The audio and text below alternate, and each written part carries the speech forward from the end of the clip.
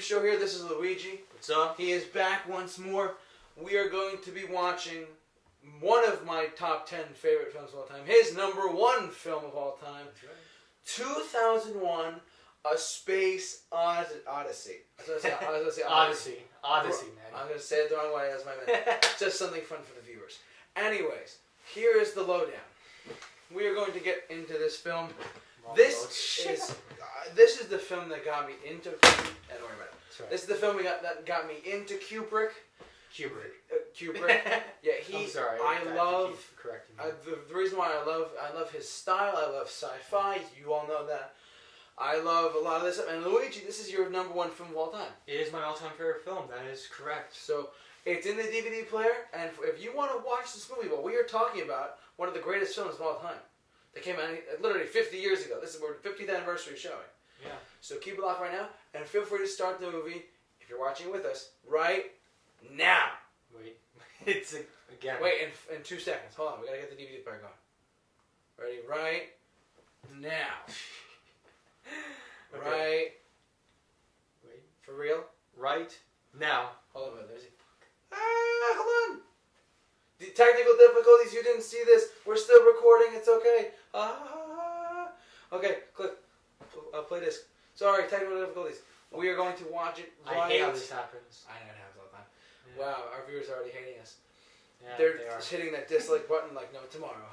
But, alright, starting now. Okay, now, go. Talk about this opening sequence. You don't see anything. No, for you 3 don't see minutes. anything because this is the end. For right now, I've almost said in the mission. This is the overture. Yeah. This is what we hear. The score from Gheorghe Ligeti's. Yeah, this is the score. Not score.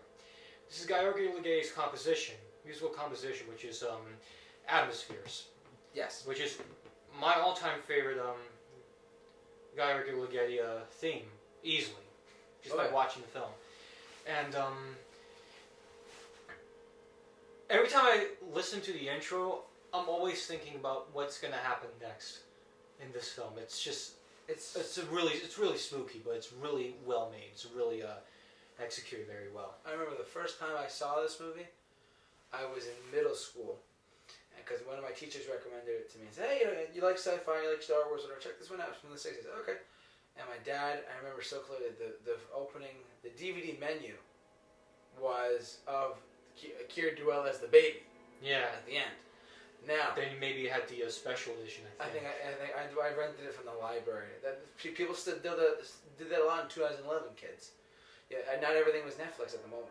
But point is, when I first watched this for the very first time, I was like, "What the hell? Why is the movie not starting?" And then I said to myself, "Oh wait, the movie is starting. It's just a 3-minute. Ooh, nachos!" Yeah, keep going. All right, the 3-minute introduction sets the mood, sets the tone, and it sets what's going on in the movie. And It does. I love that a lot. We just gotta be careful with the volume because we don't want YouTube to piss us off. Yeah. So, happy show. We are having nachos. We had pizza before. We're getting ready to watch this now. The reason why I think it hit me at such a young age was because I was at the time I was afraid of aliens and stuff like that, aliens and like that. And this got you afraid, right? The overture. No, yes, but I was gonna say yes, it did because the music as a whole, it doesn't matter. It could be music with words. It could be actual scores. It could be anything. Any type of music, put the right way, will make you feel a certain way. And this is just the opening 3-4 minutes. Now I will say. I say music in a very funny way. I'm curious to see if this is your favorite film of all time, correct? It is, yeah. I want to see, I don't know if you knew this or not. Did you know that Elvis Presley, back in the day when he was still alive, every time he walked out on stage, it was to the score of 2001. Yeah. I remember, Thus Speaks Zarathustra. Yes. I remember. I still know how to say it. You showed it to me on YouTube. Yeah. And I thought that can kind of show you the significance of this film as a whole. Here we go. The music stopped. And then we get to Thus Speaks Zarathustra. MGM, woo! MGM, I wonder what they've done lately. Yeah. This logo was very rarely used. I bet this was supposed to be like a futuristic looking logo for the film's tone, I believe. Okay. But I don't know though. I mean, that's what I heard. And then it's... Yeah, we hear it right now. You know that crescendo right there. We hear it. by the way, this is the opening of the pool party. Just letting you know. Dun dun! Bum bum bum bum bum bum bum bum bum bum bum bum. Bum bum bum. Still here.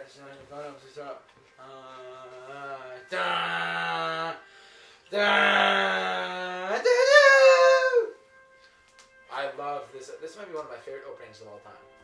Yeah. It's a dum bum bum bum bum bum bum bum. Metro Golden Mayer presents a Michael Bay film.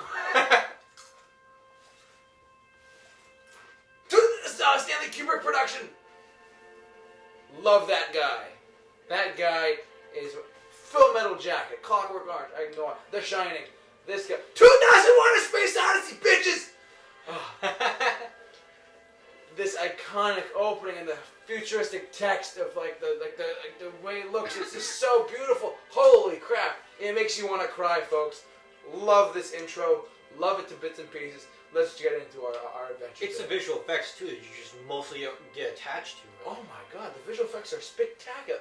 They are, especially for the time. It looks so realistic. It's not like anything you would see of any generic sci-fi film. It looks like it was made in the 70s. That's my mark. It was close to the 70s. It came out. It came out. Yeah. To me, the dawn of man.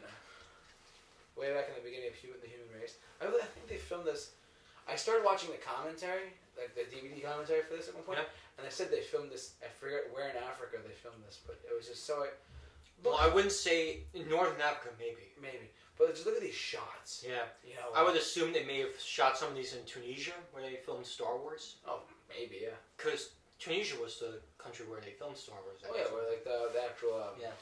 Luke, where are you? You know. And this, I mean, and the other, we talked about this before we started recording this. Yeah.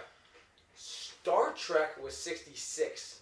And we were talking, and this is before. We'll get to this as time goes on with the ships and stuff. But...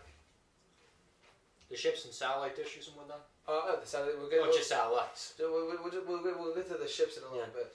Now, right there, you could just tell it's like...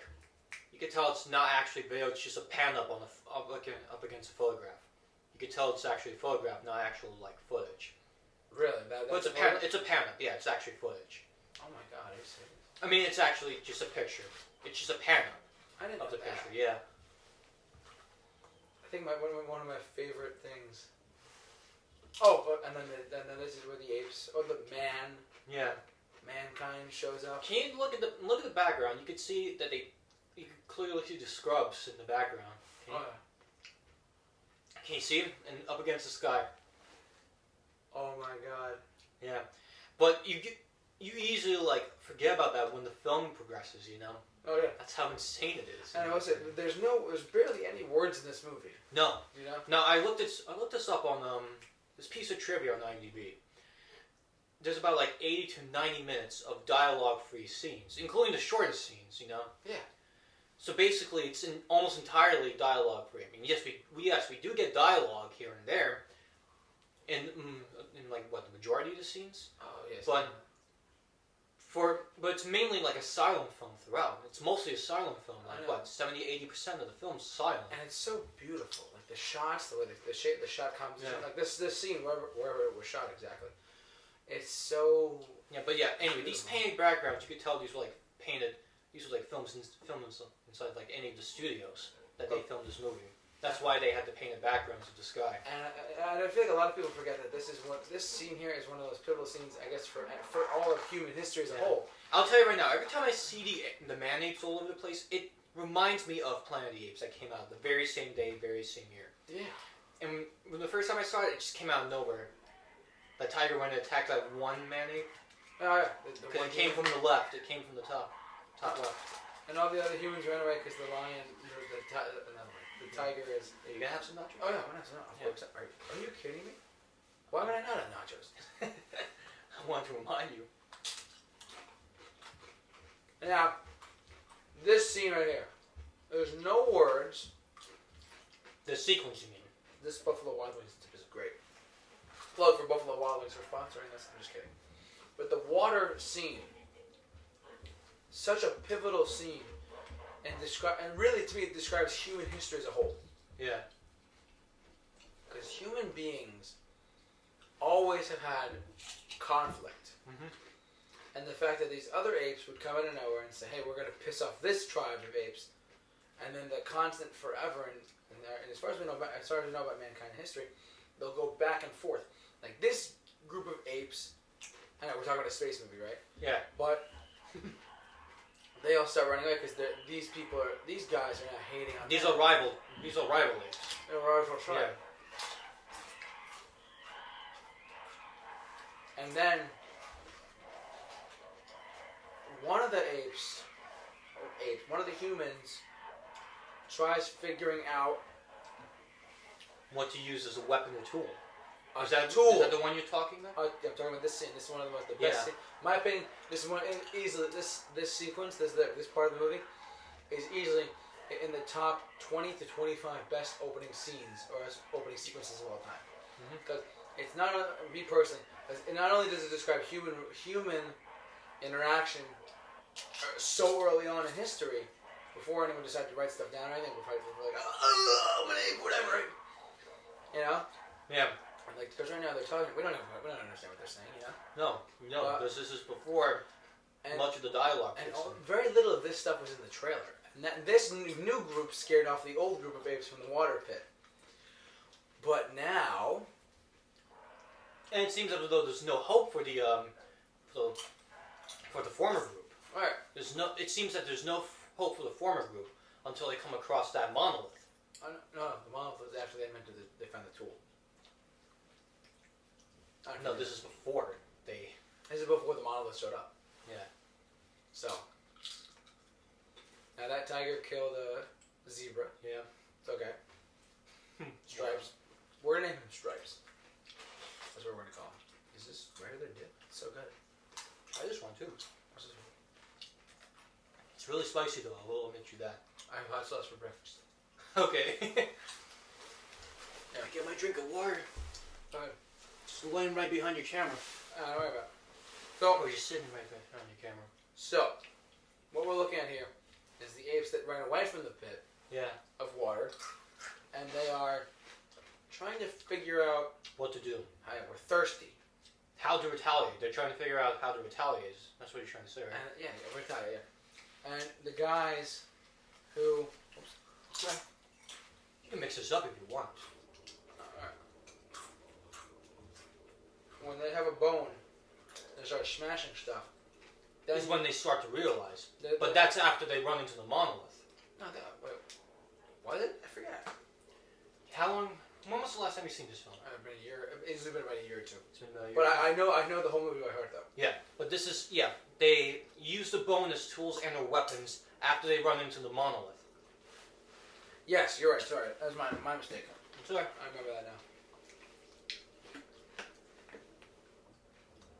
The makeup on these costumes are spectacular. They are, yeah.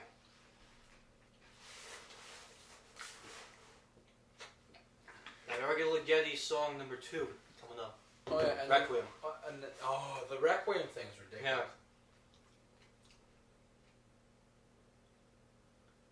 Hey, I'm trying to think. Okay, these guys wake up. And this is when they see the monolith. Oh, this score is creepy. Yeah, well, you gotta remember, there was no actual score for the film. It's just all classical music, you know? It's all it is, but it's so unique and It's it very fit creative. Perfect at the time. time. Very creative for its time. There's the leader. Good. Yeah. There it is. There's the monolith. That's, yeah. I have that action figure. I know. I already made that joke. They actually make monolith action figures, guys.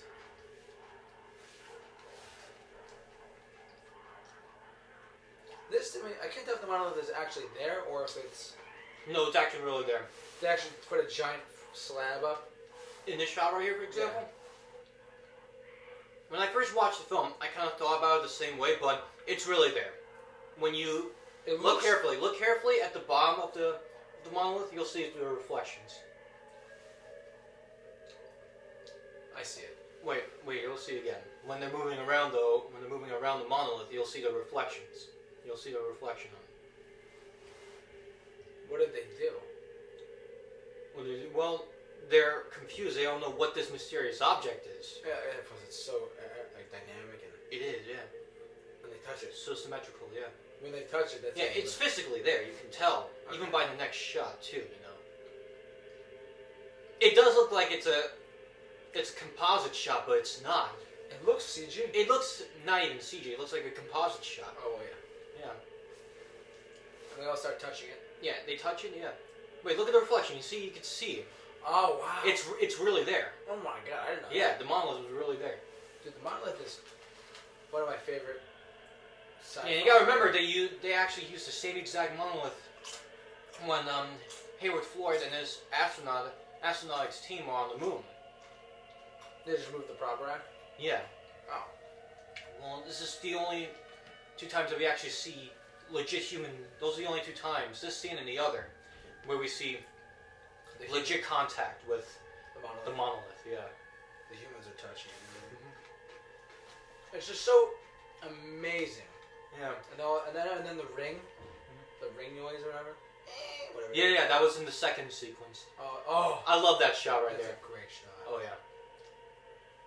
And the moon and the sun. Boom. It just cuts off like so suddenly. I wonder why. That always made me wonder, like, what did the apes do? What did the monolith do? Yeah. And then on the outskirts of the camp, all of a sudden, one of the apes has a bone. Yes! Pick up that bone. Because then the bone turns into a tool, and the tool turns into this, and then mankind is born.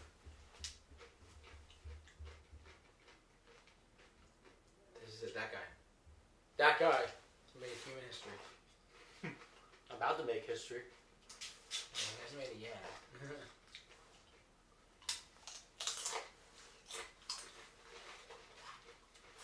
Yeah. He thinks about it. He's thinking about it, that's what that is? Basically. I was trying to figure out myself. I think the reason why he learns how to use... I mean, this is my reason on why I think of it. I think the reason why he's learning right here and there how to use the bone as either a weapon or in a make-believe or in an imaginative situation as a tool is because I would assume, simplistically, that when they touched the monolith, they became, I don't know, smart or something. Maybe. It's something that still blows my mind to this day. You might even think about the monolith, and then on top of that, he's just using the bone. Yeah. That actor having fun. That actor has fun. You're right here. This is when he's learning. And that this is one of the greatest accomplishments in mankind. Mm-hmm.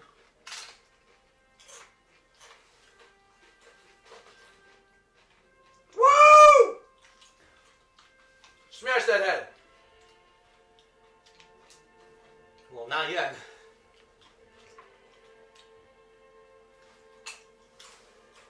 What a great shot. Yeah. Oh, yeah.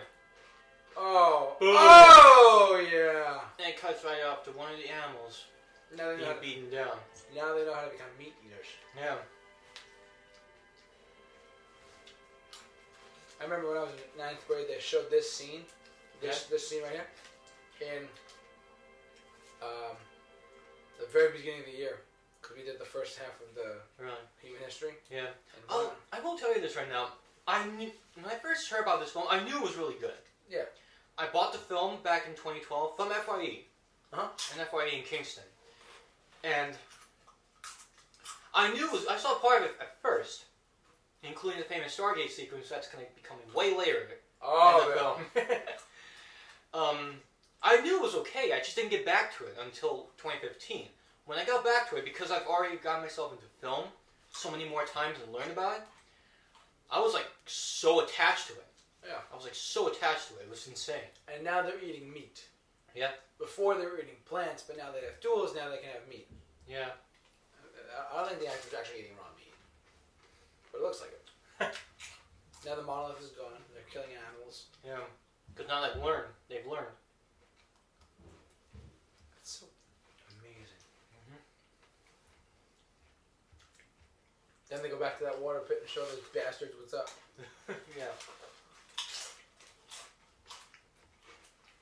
That's a great shot. Oh yeah. And here we go. Look! Beat the crap out of these freaking guys, alright? It's my shot, you do it. Beat the shit out of them, alright? Don't forget that famous bone cut scene's about to come. I know. Now, that tribe has bone and a tool and a weapon. And the others don't. The others are just like, oh, we have water. Come at me, bro. Come on, come at me. And then he's like, oh, you want to BAM! BAM! Right in the head. BAM! Got him. Ready? Come on, hit him. Hit that bastard. Come on! I love this scene so much. I love it too. Wait for it. Come on. Right here. Boom! Woo! Kill that SOB. And now the other tribe is watching their guy. Kill that son of a bitch. It's just like they're, that. They're killing the other human. And the other's like, oh my god! Now the dawn of man has taken place. Yeah. Just from that point on there. It's such a revolution. The tool. Yeah. He's like, come at me, bro! I just killed your best man! Come at me! I'll screw you up even more! And then the monolith comes out again, is that right? Right here.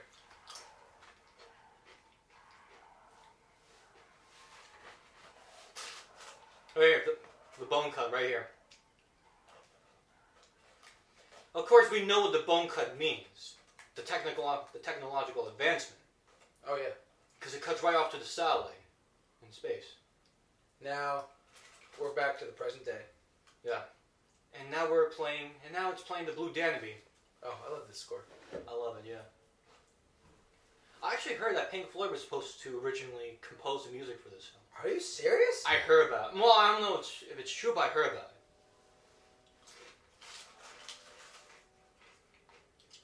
What? Yeah. That's a crazy thing. I'm looking it up on the IMDb. I think I'm going to look it up. I'll be fact checker today. I'm going to look it up on IMDb. Which Planet of the Apes is your favorite, by the way?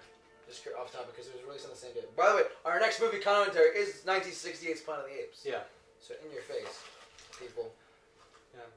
But basically, we could tell the origins of these satellites. Like right here, JT, if you looked carefully in like the Blu-ray version or any sharpened version, you could tell that satellite was Chinese. You could tell from the red markings on it. And the other one was German. The first one was American. Oh, right. And this one's under construction. Yeah. Well, what's this one right here? This is American, I'm assuming. I believe it is, yeah. Okay. Or it's just international, though. And of course, this is the main setting of the first events, you know. Yeah. I'm on IMDb and I'm going to check that trivia for you. Alright. What did you say? It was,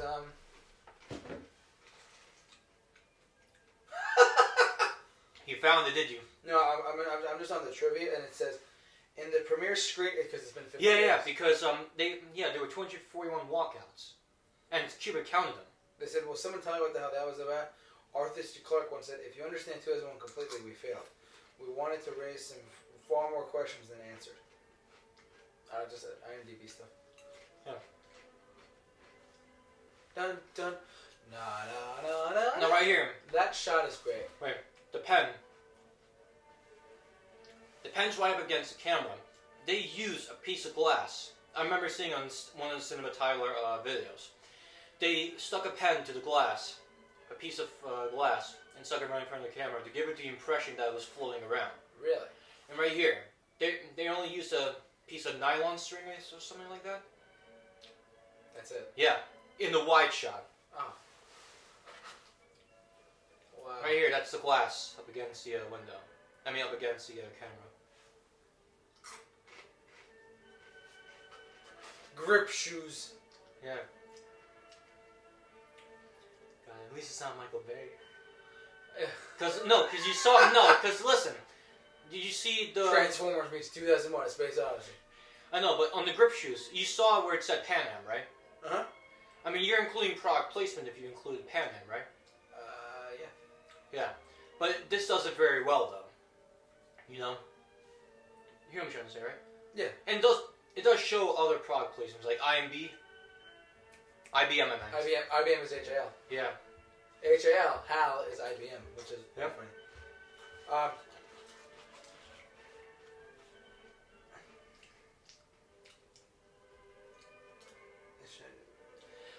Actually, this frame here, I remember there's another DVD release for this film. It's a special collector's edition. You could actually, if you collect a DVD from like Amazon or eBay, they actually include a frame of this scene on the DVD, like a piece of film trim. Really? Yeah, I heard that. Like one of the actual cut. Actual cut film trims, yeah. Of this scene. I might go on Amazon and look it up. I'd like to have the Amazon now. Plug for Amazon.com, guys. Yeah. What is it?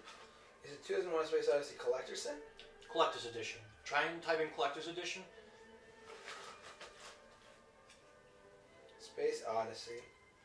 Collector's Edition. Now right here, you know what's really very creative is that whenever you see the smaller sets with all like the people walking, how small the shots are because of how far away it is, it's impossible to think of it, you know? Like right here, look. You see these people down here? Yeah. Star Wars. And of course up top here too. It's mind-blowing. Oh my god, you're right. You see the people walking around, and on the sides too. Like how do they incorporate all these shots over there? Now, That's insane. do you think that was that CG? No, this is before CGI, so everything... There was no advent of CGI, so Unless all the visual effects were done one way or the other, physically. They probably had to layer the film on top of like a shot of this, a shot of that on top of each other. Yeah. What'd you say it was called? The Lather Collector Set? I see. Like, No. Try and type in Collector's Edition or something like that. Did you? yeah, edition. There was one copy for $100. Like, that might be it. Oh no, that's the book. Hold on. No, it was a silver cover or something like that. Was it this one right here? Yeah, it was this one. But it has the actual film in it. Oh my god, you're right! Oh my god, that's so cool! It actually is actual film of that scene. Yeah. Oh my god, I Right there. might get that. I love this movie so much I might spend. $100 just to buy the Collector's Edition. Oh, but it says new and new from new and new from $18. $18. Well, then buy it. I mean, you're owning a piece of history. You are owning a piece of history, yeah. Now, right here, this is the first moments of dialogue that's about to happen. Oh man, it's limited edition. And of course, here we have Dr. Okay. Haywood Floyd. Oh, Haywood. Oh, First scenes of dialogue right here. how many minutes in is this? Probably 30. 27 minutes into the So conversation. 27 minutes into this film, you hear words. Yeah. Some people are like, "What the hell is wrong with you people? Why are you watching a silent film?" It's not a silent film; it's an art film. Well, it's mostly silent film throughout. You know, For the if you think of most it. For the most part, then. Yeah, for the most part. I might want to get this. Seriously, I mean, who cares if there is no dialogue for most of the film? It works out really great, you know? Yeah.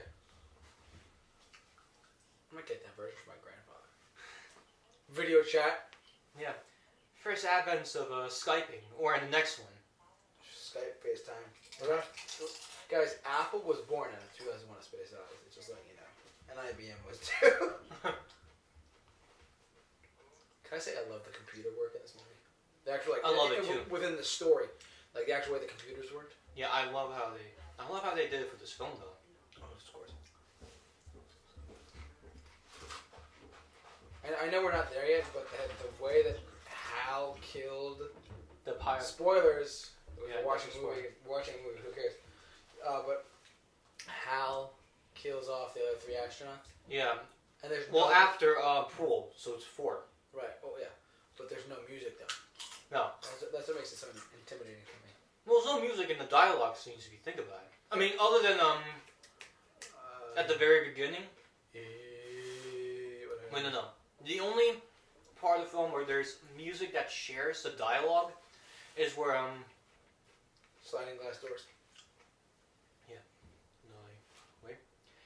The only scene I believe that this entire film shares the dialogue with music is basically when Dr. Poole receives a transmission from his parents. Yes. Yeah, that's the only scene. Oh my god, I think you're right. I think I'm right too. Or is it the part where Gary Lockwood is going to the Discovery? No, not the ship, but the actual wreckage on the moon of Jupiter. Shit, no, I have no idea. I know, it's one of those two. I know that. I actually know the girl that's in this video, in this piece, Who that's is this? actually Stanley Kubrick's daughter. Really? Yeah. Oh my god. Go look up on IMDb. I am. Or on Wikipedia, and she was also the composer for Full Metal Jacket. I'm gonna go back on IMDb. What was it? And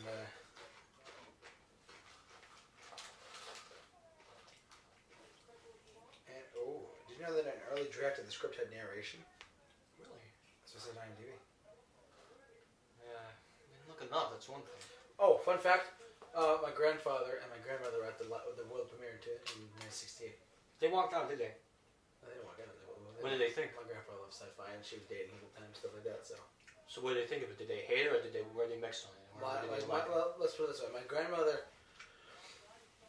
I'll start with the You negative. need some of this? Yeah. I'm like eating most of this. No, I don't worry. I'm not trying to pour it. I just want to let you know. Yeah, of course. My grandfather loves it. He loves this movie so much. So much. I think I'm gonna. You know what? I think I'm gonna order the special edition version of this movie too. With the film on it. Yeah. $1.70 at a video chat. Yeah. So basically, Skype was born after this. Pretty much. Yeah. And then on all sci-fi movies moving forward, Alien or the telecommunication was pretty common.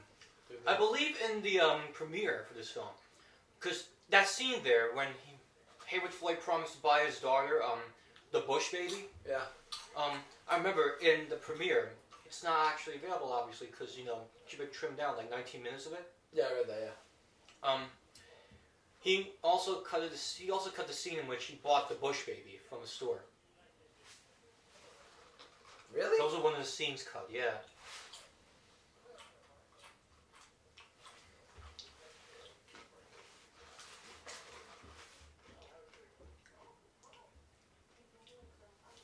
Yep. Vivian Kubrick was his daughter. Vivian Kubrick, that's who it was. And did it say anywhere that she was the composer for Full Metal Jacket? Because I know that's what she did. Look it up on Wikipedia. On Full Metal Jacket? Yeah, she composed Full Metal Jacket, yeah. She was the musician. She was the composer? That's what I heard, yeah. Oh, we gotta see that. Damn. Am I right? You're right.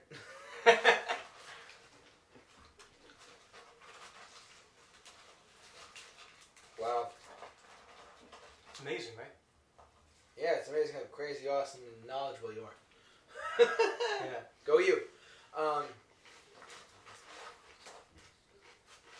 Yeah, see, despite how futuristic this movie might be at the time, you could tell that the clothing and stuff was from the 60s. Yeah, you can tell. But by the way, Just the sets though are futuristic. the sets are. Oh, might I add? Get this. Yeah. Kubrick himself did the breathing. Yeah, I remember. He did the breathing for The spacesuits. We're not even there yet. Yeah, we're not even there yet, but yeah, I know. I knew that for the fact though. I heard about it. That Kubrick himself provided the breathing. Yeah.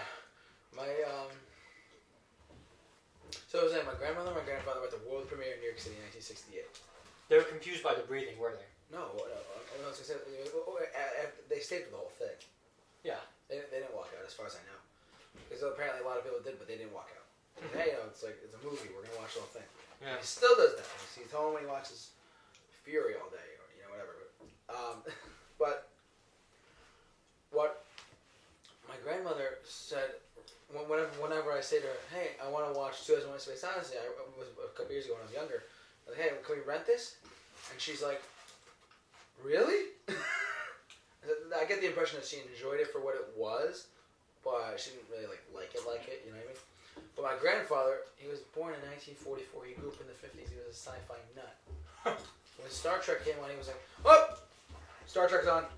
Oh, 2001 is on. Oh, aliens, Blade Runner. All that, huh? Yeah, he loves it. Oh, even the creature from the Black Lagoon. He does not stop mentioning that. Oh yeah, that's where they got the impression for The Shape of Water, I believe. Because the creature from the Black Lagoon apparently was Guillermo del Toro's favorite childhood film. Hence The Shape of Water. Yeah. Which one? Best Picture. Okay. But yeah, or sometimes it's the teacher from the Black Lagoon, but yeah. But honestly, though, it's not. This film is just so. You can't really compare anything else to it. And its sequel, 2010, is like the closest thing to it. Yeah. Because like no one can really. There's nothing like it. It really isn't. No. Like a monolith. Like if you describe this to people today, they're probably today. Yeah, they won't even know. You go to Times Square and you run into someone, or you go to Maurice Dubois of CBS 2 News and say, "Hey, have you heard of 2001? Yeah, I've heard of it." And then you go on and on about it. And it's about a monolith. Just say key things. It's a monolith. It's a space opera. There's alien. Not aliens. But there's the dawn of man and there's spaceships. Well, there's alien intelligence. That's it. Intelligence. So that's what I mean. So what I'm like, if you could describe this to people, just key things about the film, I don't think they probably say to you, "What the hell?" Like silly, what the hell are you talking about? They follow me? Yeah. Like, I believe. they're like, "Oh my god, what are you talking about?" I thought it was cool that you drink the food. See that? Yeah. Well, you're in space, though. I mean, I believe it depends on what you eat. Because if you were to, I would assume that if you were to go into space, you have to drink corn and stuff like that. Yeah, I would assume so. Or like liquid corn, liquid corn, liquid peas, liquid carrots. It's like drinking carrot juice or something, Yeah. Like the whole food can't really be there. No, this right here. I love this one. I love this. This scene right Yeah, the set revolved. You could tell this was a set, Hence the reason why she was walking slowly. Oh, and all she did was she walked upside down. Well, she walked upside down, but that's just Yeah, the first time my parents saw this, they were like, "What the fuck? Like, this is insane." It's true. And, it's cubic. No, but the Kubrick. The question is, did he move the camera? No, he spun the no, camera? it's a set. I heard it was a treadmill, but you don't see a treadmill there. But right here, I believe when she was moving around, the set revolved. You hear me? Yeah, I think I don't know. No, the set revolved. You can tell this. No, the set revolved. Oh my god! I just think that's spectacular. It's amazing. Yeah, I really love that visual effect. It's amazing. And I love the design of the spaceships. They're not like like we said before, they're not generic. No. Like the interior in particular, they're so colorful and stuff. They are, yeah. And now they're on the way to Jupiter. No, they're on the way to the moon. No, Europa? No, they're on the way to the moon. That doesn't happen until 2010. The moon. That was the Leonov. No, what's the name of the moon, though? It was Io, I believe. Io and Europa. Those are the two moons. This is Io, Europa. No, that's not... That's the Earth's moon. Oh. Because, that conversation with... It's been a year or two, forgive me. But yeah. Because since... No, after, zero gravity toilet. Now, here's a fun, fact for this. You could actually read the entire list on IMDb. I'm gonna look it up. Of the zero gravity toilet? Of the zero gravity toilet. You can... Let's look up the zero gravity toilet, shall we? You'll see it. I love that right there. Look at that. It's spectacular. Yeah. I love these visual effects shots. Oh. All these stars in a way, like, you can tell, like, almost none of the stars, like, interfere with with that one model, that's flying about, or that one cardboard model. Or cutout, I meant. Oh, man, it looks so realistic. I'm serious. It's amazing. It is.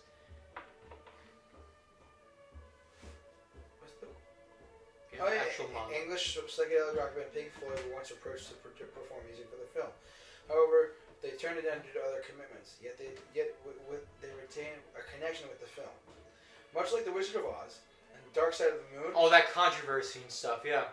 The final 24 minutes of the film. What was the name of that song? It was 24 minutes long. Echoes? Echoes, that was it. When the Stargate sequence played, at the very start of the fourth act, at the very start of the fourth act was when the music starts playing. I'm looking at right now. Echoes? Echoes, yeah. And it'll pop up at one point, 2001: A Space Odyssey. Jesus Christ, it's 23 minutes. I know, right? That's how long the sequence is. That's how long the song is too. The sequence is 25 minutes. The sequence and the song is 25 minutes. It feels like it goes on for like 10 minutes. No. Well, no. I meant like, not the Stargate sequence. I meant like, the segment. The segment itself is 10 minutes. That's what I meant to say. The segment, which was What is it? Jupiter and Beyond the Infinite. That segment. Yes, that's it. That's a segment that's 24 to 25 minutes long. The Stargate sequence took up half of our time, half of the segment's time. And that's Pink Floyd. That was Pink Floyd, yeah. Oh my god. I cannot wait till that Stargate sequence pops up. I can't wait either. That's like an awesome piece, an awesome spectacle of visual effects. I'm serious. It's spectacular. Like and look at this. You see this? Yeah, I this see is it. on a moon. It's on the moon, yeah. Oh god, it's Look at that. It actually kind of reminded me of Star Wars at one point. The models or something like the that. Imperial destroyers and stuff. Yeah. For some reason, it reminded me of those model shots. Oh, did you know that they're doing for this movie? Since they return back to theaters, I forget when. Wait, this film's gonna return back in theaters? In 77mm.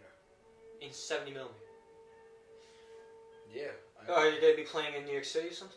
Oh, I gotta check. If not, then it's alright. Hey, if it's New York City, I'll go with you. Yeah, definitely. If you guys haven't figured this out by now, we're on the East Coast. Yeah. Hold on. Returns to theaters in 70mm. I'm just gonna look it up really quick. And this is beautiful sequences. I know. When we get to the next interior shot, all the people again, like right here, look. You see, next room, you have all these people there.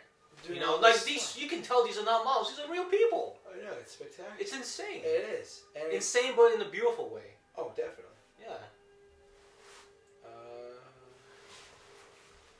What 2001 got right? I don't know what got right. And I just know that everything in this film is just so awesome. Maybe that's it. Hold on. It says it'll be in select U.S. cities beginning May 18th. May 18th. That's coming out, man. Today's April 4th. Yeah. And check if New York City's on the list. I'm gonna look right now. Maybe we all can take a field trip. Oh yeah, definitely. Christopher Nolan spoke about it recently. He said, one of my earliest memories of cinema is seeing Stanley Kubrick's 2001: Space Odyssey in 70mm at the Leicester Square Cinema in London with my father, said Nolan of the Dark Knight trilogy. Now, anyway, the windows there, or the lights. Backgrounds, yeah. The backgrounds, I meant. They always remind me of the monolith. You know, there was this one video, like, the monolith count, that has to involve a rectangle. That has to involve a rectangle. It's just a giant rectangle. It's just a giant rectangle, right? Notice that a lot of, you're right, the music plays over I believe it's 2 scenes of dialogue. Yeah. I think it's 2, I don't know. I don't know, I think it's just 1. We gotta check, when we're watching the movie, we gotta check. Yeah. Well, I would say it's 2 because there's the other scene which Poole is playing chess with Hal. Yes. I would say it's 2. And then the third scene, I mean, I wouldn't count as a third scene because the music cuts out before the next conversation comes up between Dave Bowman and Hal about the mission to Jupiter. Excuse me. Right. Hold on. May 18th. May 18th. It's gonna be back in theaters. The question is when. When on May 18th? No, just what cities? I'm trying to figure that out. You meant to say where. Where am I bad? It's alright. Look at the re-release poster. It says 50 years ago, one movie changed all movies forever. And that's the re-release poster. Awesome.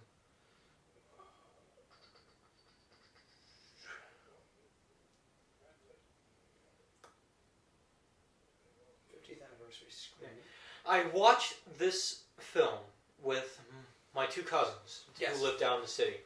They came up here one day and I'm like, hey, why not watch 2001: A Space Odyssey? They got bored because how slow paced it is. They weren't used to it. My friends say the same thing. Yeah. Ryan, Evan, you know you're watching this. But yeah, like, it's not boring if you're invested. If you're invested, then you're not bored. That's with anything. With anything. You could hate... Even with dialogue, you could be invested with the dialogue, too. Like, you could love a song... I'm saying in comparison. You could love a song, but if you hate the artist, you know, like... It just depends on your taste and your of film or music or cinema, yeah. Yeah. Anything, really. You could say, I like baseball. Well, that's great. I like tables. You know, I like furniture. You know, tables. Hashtag, I like tables. Trend it now.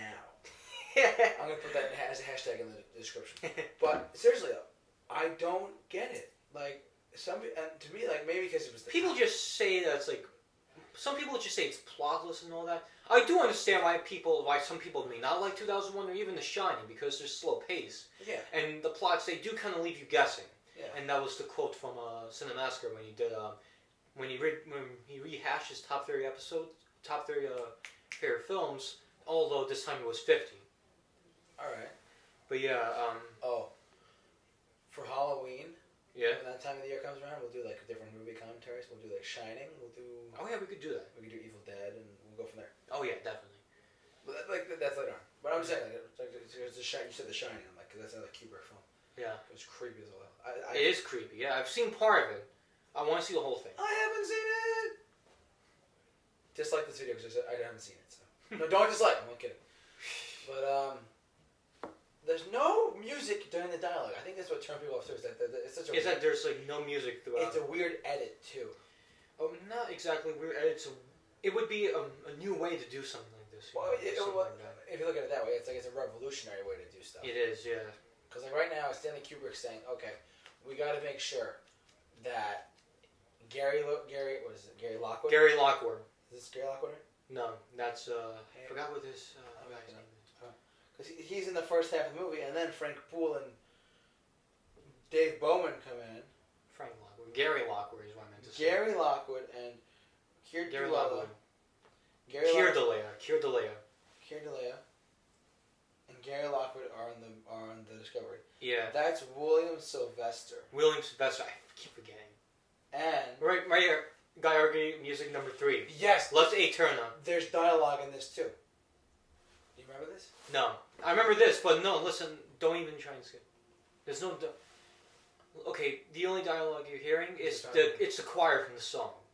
It's the choir from the song. I could have sworn they were talking in this scene now. No, this is outside the spacecraft, so it's silence. It's silence, which is supposed to be accurate though, because if you're out in space, there's no sound at all, you know, which is what the film does demonstrate, like 10, 12 minutes. Very clearly. Just listen to the song. It's so beautiful. This is a piece of music. I love it. It's amazing. It's good background music. It is, yeah. If you want to take a nap. Then take a nap at this. Yeah. But I've actually tried. There's actually a recomposed score. There's actually a reorchestrated score for Lux Aeterna that you can find online. And that's and I've actually played it in sync with this. It sounds more suspenseful and haunting in a beautiful way. That it makes the film. It's insane. You see, yeah, right here. There's no dialogue, especially with the song ending. There was no dialogue yet, and by the time there's dialogue, there's no other song back. There's no other background score or song. Oh my god! I didn't put two and two together. My bad. I thought there was. My bad. No. I mean, yeah, you would see the people. You would see the pilots talking to each other. I'm thinking of the trailer. I'm thinking when this is in the trailer, and then there's music. Oh, that's why. Oh man, sorry. It's right. What we got today, boys? How about a sandwich and a drink? Man, those costumes are so 60s. they are, yeah. They literally look like something out of What, these costumes are so 60s? These costumes are 60s for the 2001 movie. Yeah. See what I mean? Yeah, I know. But if this is supposed to be in 2001, in the year 2001, in this film's timeline, it looks futuristic to me, in my opinion. True. It just looks futuristic, especially with that. And the helmets. And the helmets too. Yeah, I was about to say something about the helmets. Ah, I love that design. I love it. Yeah, I really love the design. Should have gotten a few more Oscar nods, not just the because it was nominated for 4 Oscars. Like costume design and stuff. You know? The costume design was really good. I loved it. Oh, this is where they. Yeah, this is the where they find out that the next monolith, or there's one monolith. Now, what is the monolith exactly? Do you know what I'm talking about? Well, it's an object that's of alien intelligence. Okay. Deliberately buried, you know. Purpose for humans to find it. Purpose of humans to find it. Basically, first contact. Now, basically, compare this, right? Because Roy Scheider played Haywood Floyd in the sequel. Because I think William Sylvester couldn't return back or something like that. I don't know. Which do you think did a better job? And this is just for just a personal opinion. Who do you think did a better job? William Sylvester or Roy Scheider?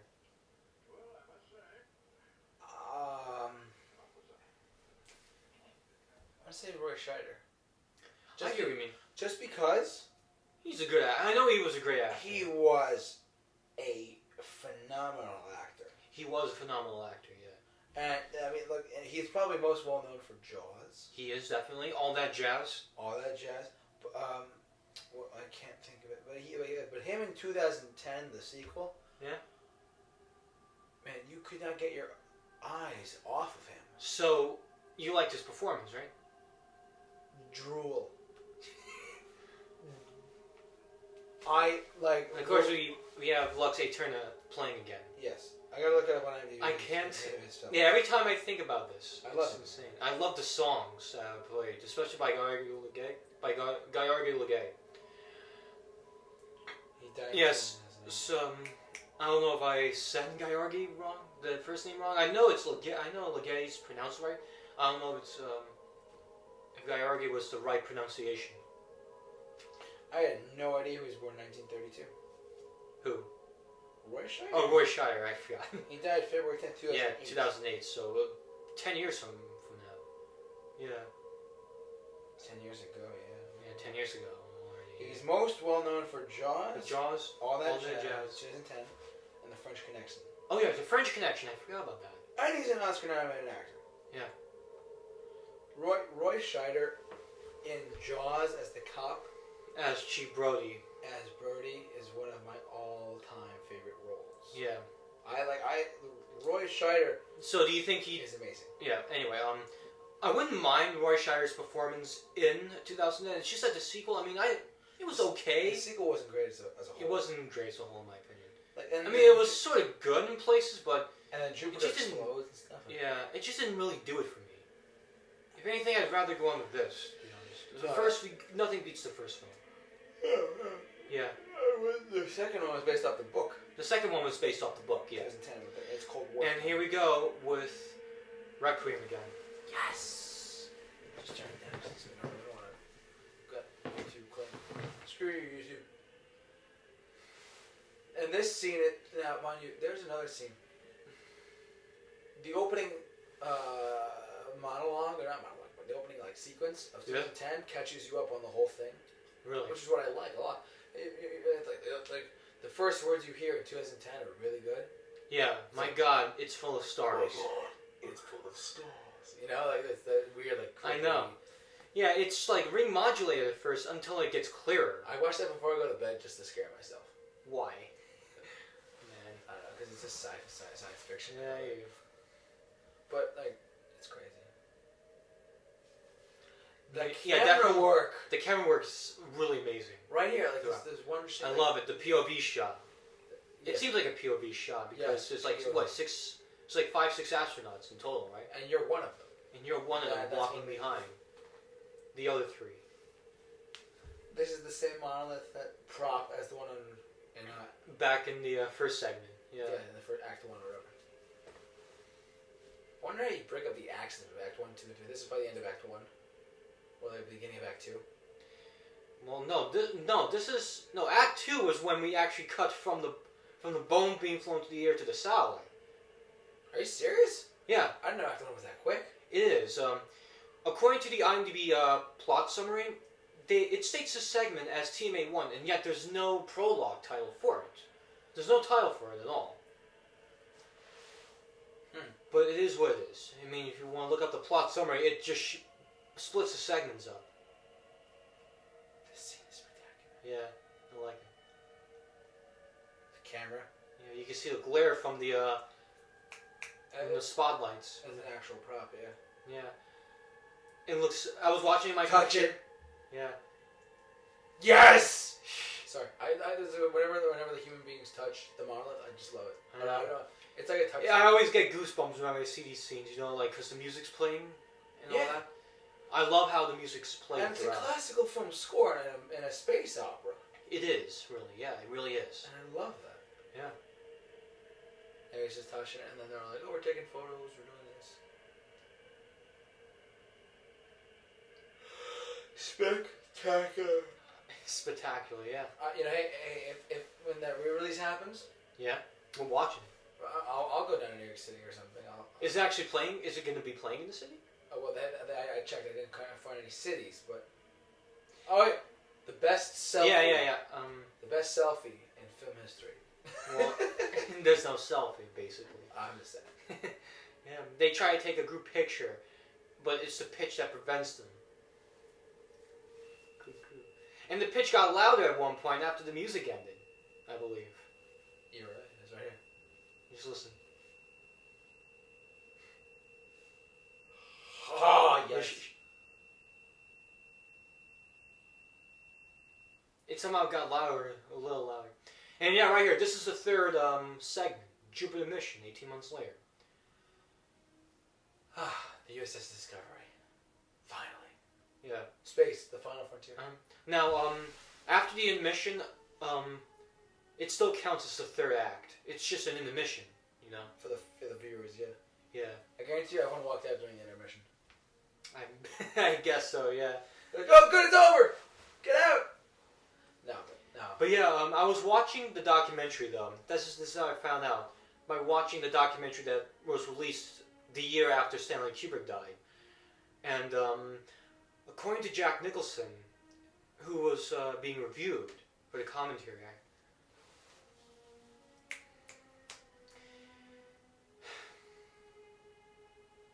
he said that there were 241 walkouts. That's correct. That is correct, yeah. Like, what the hell is that? Yeah, and I said before, Kubrick counted that too. Kubrick counted the amount of people that walked out. As to what I've heard so far. Kubrick? Yeah, like I said, my grandparents were at the... Now, of course, you said something about the at one point during the live Facebook Yes, video. we did a Facebook Live before we did the commentary. I was discussing something about like how the sci-fi films before 2001 had all those stereotyped UFO flying saucers. Oh yeah, this is not your average. This is not your average type of stuff. And I bet you right now, that's how Rocky got the idea for the titular character to run around shadow punching, you know? Rocky. Yeah. Now, it does really fuck with your eyes, you know? These camera shots, like... Oh, yeah. He's walking up and down, all that. It's like, what is going on? They did build a set for this, obviously. Yeah. And they built a revolvable set. And the huge slit. You see how the camera's moving around? You see that huge slit, that huge gap on the floor in between? Oh, yeah. That's for the camera to move around. That's how the camera was able to move that way. It's funny. Interesting. That's what it is. Oh, man. I'm glad I watched the entire film 3 years ago, because if I didn't, I wouldn't have not known anything. Yeah, so this is one of those movies you gotta watch very carefully. The whole thing. The whole thing. I've watched the whole thing once. I watched part of it even before I watched the whole thing, and I was glued to the whole fucking thing. I'm serious. Yeah. How? IBM, HAL. Not just that, everything else, basically. What this film just represents. That shot is spectacular. Yeah. Did you see it, David? Yeah. Now, anyway, according to the commentary in one of the Cinema Tyler videos, you see Frank Poole eating his lunch or breakfast or dinner. Anything. And Dave comes down the ladder from that one compartment, that one revolving compartment. And he walks to him as he's upside down. As I said, it's a revolvable set. As he's walking down, the set slowly revolved. And the good question would be, how did the food not fall down? How did he not fall? You know. For one, in the commentary, in the documentary, Keir Dullea said something that Lockwood had a hidden harness that prevented him from dangling, and that's why he was sitting. Now, with the Cinema Tyler video, basically, the food, how it wasn't falling, they had to use like jelly and peanut butter to avoid the food from falling. Very smart. Yeah. You can see its product placement. You want to know why? It's at BBC? It's IBM on the bottom. Well, I would say it's BBC, yeah. But you can see on the top, on the bottom left, bottom right, I meant. You can barely see the logo. It's IBM. But you can barely see it though, you know? Yeah. First depiction of iPads, you know? Future iPads, you know? Oh, future. iPads of the future. Right there. And look at us. We're using iPads for Skyping. We're Discording in this My case. phone is right here. Yeah. It's amazing. Like, in the 60s, they were just so revolutionary. Oh, yeah. They're anything. Like theater, film, music. The way things were constructed changed. That is correct, yeah. It took a lot of people like Kubrick. It took a lot of people like who created Doctor Who? Create Doctor Who? Who's the guy? I forgot who exactly Like created it. Clint Eastwood. I'm gonna say Clint Eastwood, Stanley Can Kubrick. I give me the iPhone? I want to see who created Doctor Who the very first time. Let me see. I'm trying. Okay, I got you. Doctor Who. Yep. He was created by. You're looking at the classic one, right? I'm just looking at who created him. Oh, who created? Oh, the actual character. The actual character. He was created by. I was going to use him as an example. I was going to say he was created by Sidney Newman. Sidney Newman. Yeah, and the '60s was such a revolutionary time for everything. It really was, yeah. Doctor Who was first, then there was Star Trek, and then there was this movie. As far as that's just sci-fi. I mean, film as a whole is real crazy. Like you have the good, the bad, and the ugly in there. Yeah, you do. You know, like Well, I was just talking about science fiction in that one case. Yeah. Oh, and then this was cool how they kept this going. Yeah, the people being alive and stuff. the EKG sort of style thing. Yeah. Oh, that's funny. HAL is basically the Amazon Alexa. Yeah. Hey, Yeah. HAL, play this.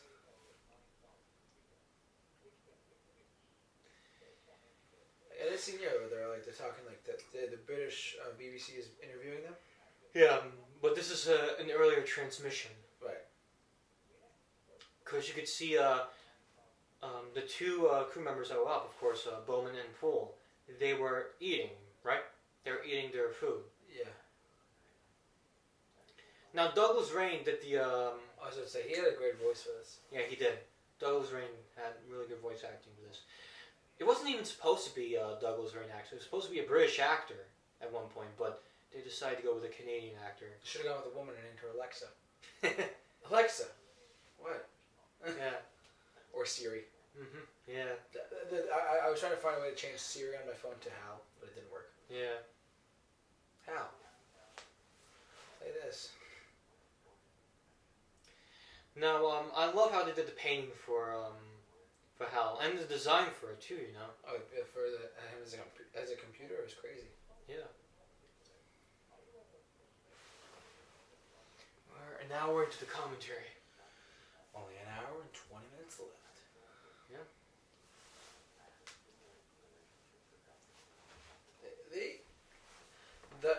One thing I've noticed is that Stanley Kubrick, look at the drink. Yeah. It's sideways. I was barely paying attention. I have to watch it back when I get back home. Sorry. That's right. Yeah. Now,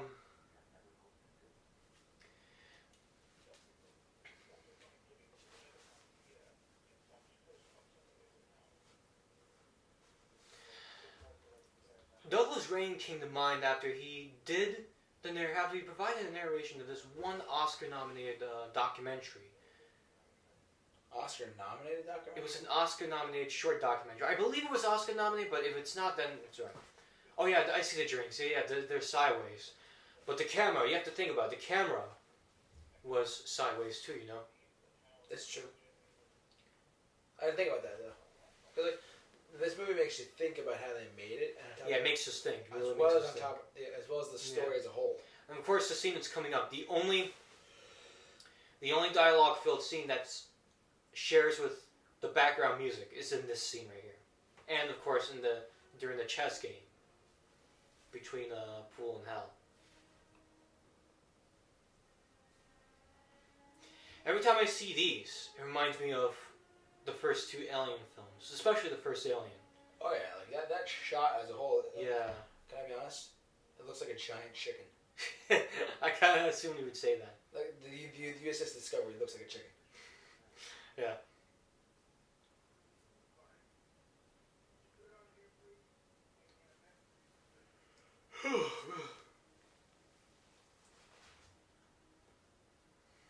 Hoverboard. Hoverboard from Back to the Future Part 2 and then today. And 2001. Yeah. It's a bit windy out there, I have to admit. Happy birthday, Frank. It just sucks though, like, they made a cake for you, and you're all the way out in space, and you just know you're just 100 or, in this case, like, what, millions of miles away from home? Yeah. And right now, his parents are like, hey, Yeah, it's a recorded transmission.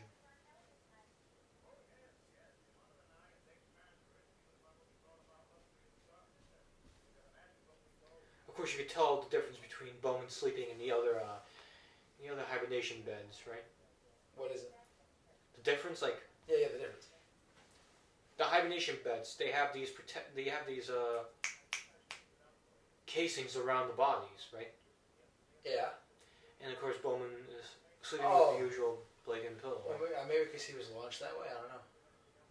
Well, that's because he's non-hibernation, right? That's the one thing. If you're going to be put in hibernation, you have to be put in something protective, a protective cover, Yeah.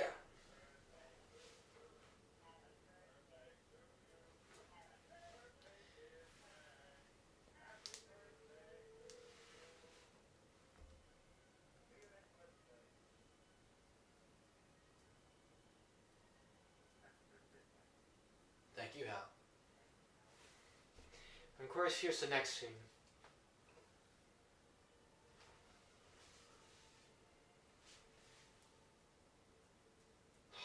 Of course, like I said before, one of only two scenes that share music and dialogue together.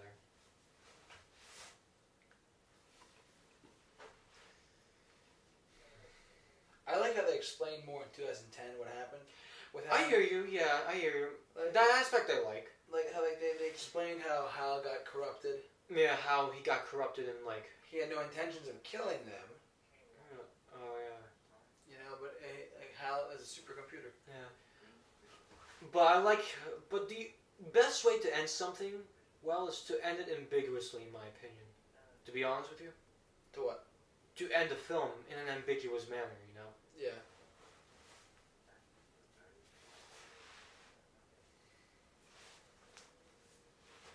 Great drawing. It is, yeah.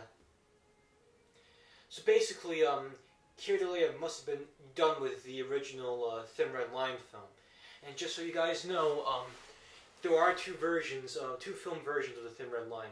It's not just the one from 1968, there's also the original film adaptation from the book from 1964. Really? Yeah.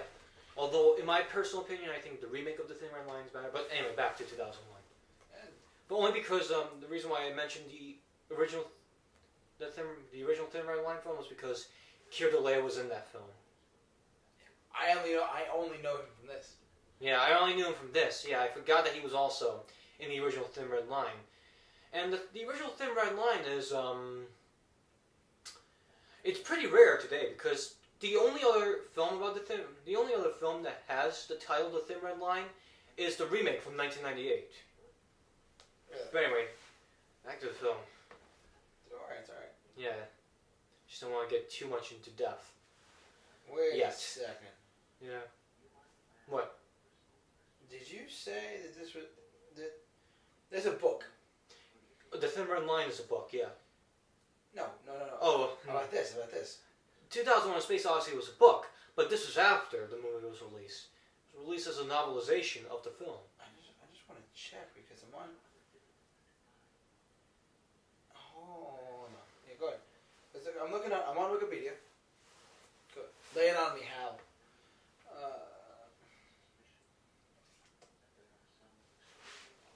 Published. Yeah, well, the book was published after it was released, but the story of 2001 was. I'm reading this right now. The story is based on a part of short stories by Arthur C. Clarke, including *The Sentinel*, written in 1948 for a BBC competition, but published in 1951 under the title *Sentinel of Eternity*. Really? Yeah. So the book itself was released after the movie. The movie, yeah. But the concept for the But book the concept was and before. the movie The concept was before. was before. That I never knew that until now. I never knew that either. I I think I may have known, but I just kind of forgot. like that's what I mean. Like the book itself. Anyway, I was gonna say something. The conversation between Hal and Dave. Yes. I don't think the two actors have never actually met with each other before. You hear me? The two actors have never what? They've never met with each other in person. I've heard. I don't think they've ever met each other in person yet. And one of them's dead. I'm not mistaken, right? Gary Lockwood's dead. Really? Oh no! Oh my God! I lied. Gary Lockwood is not dead. Fuck. He was born February 24th, 1937. Keir Duella was born May 30th, 1936. Yeah. Yeah, this is the part where They're not dead. I know they're not dead. I'm telling the viewers, they're not dead. Don't worry, you can still get autographs while you can. God. Who else was in this? William Sylvester.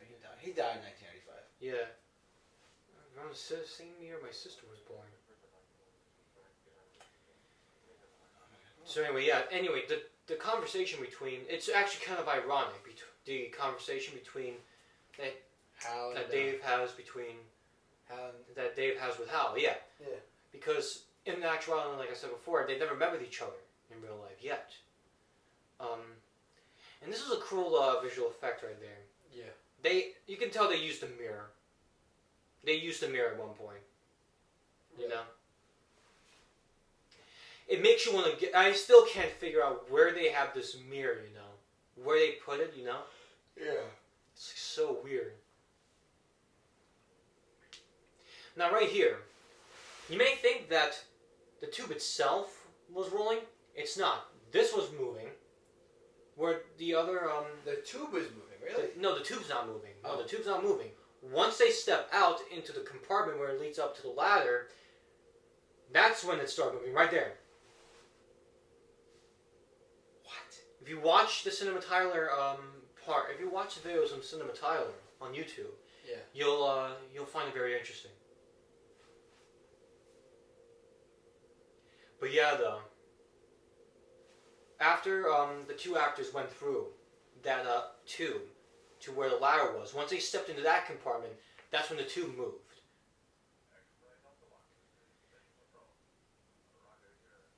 Now, the person who's On the mission. given them permission to replace the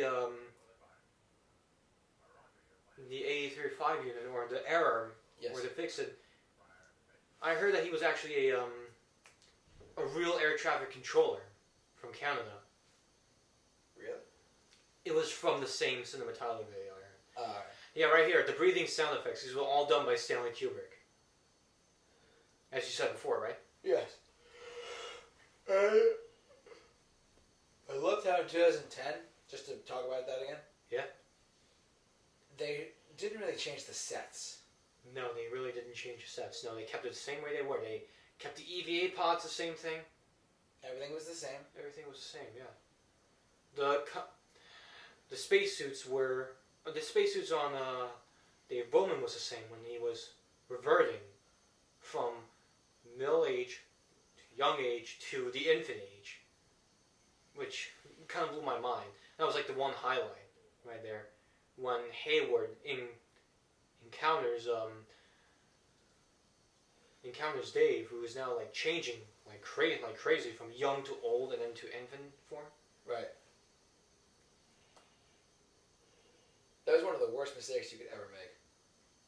To not put your helmet on. Yeah. That's a great shot.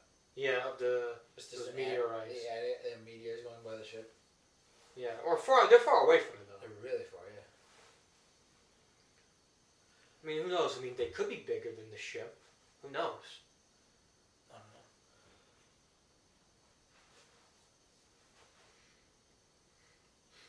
Oh my god. So basically, of course, it may be tedious at one point because you just hear Bowman breathing. You know? Yeah. It does get old, I do get it, but I get used to it, you know?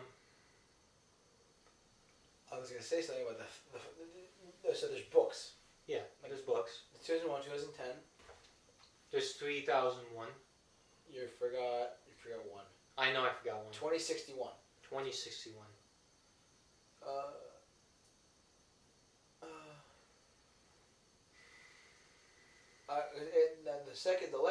The last two books were never made into movies.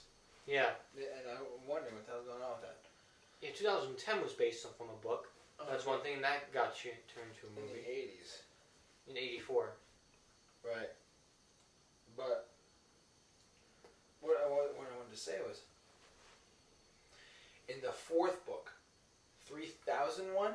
Yeah. This is many years after, obviously. Yeah, I look at 1,000.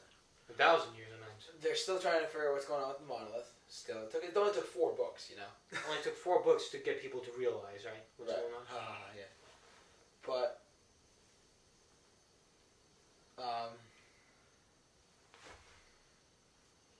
and from right here, you know, you can tell like the pod's far away from Discovery 1, but the pod's supposed to be closer, in close range to it, you know. And you know another thing about the AE-35 unit, the satellite dishes on top. In the model shots, of course, you don't see it moving. But when it comes to the stationary shots, you see them moving very slow. You see it moving very slowly. yeah. You have recognized it, right? Yeah. Yeah. I love this scene. Yeah, I love it too. Makes you wonder how they did it. Like this, because he's in space. Yeah.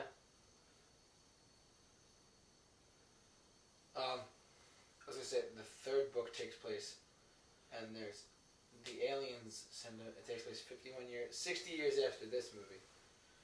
It says at the end of the novel, they built the monolith, transformed the planet Jupiter into a mini sun. Look at this shot. I love it. Look how realistic that is. Oh my god, it's amazing.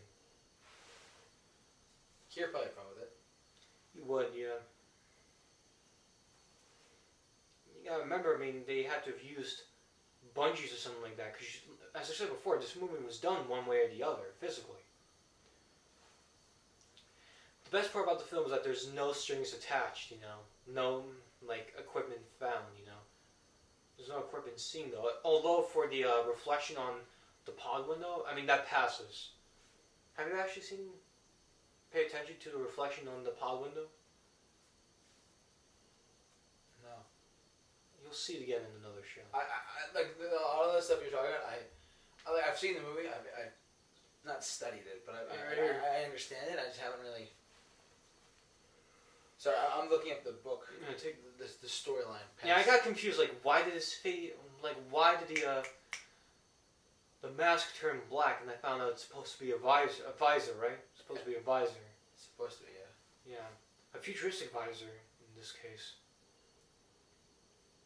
Now, basically, when you hear all the sounds when you hear everything that's going on inside the ship, you hear the interior of the ship, like whirring or something like that, and you hear the breathing and the apparatus like hissing too. But when you cut everything out in space, the only thing you hear, which is obviously accurate in my opinion, is the breathing and the hissing from the oxygen tank. You know? Yeah. Spectacular. Yeah. Still, I mean, 50 years on, tons and tons and tons of views. Spectacular.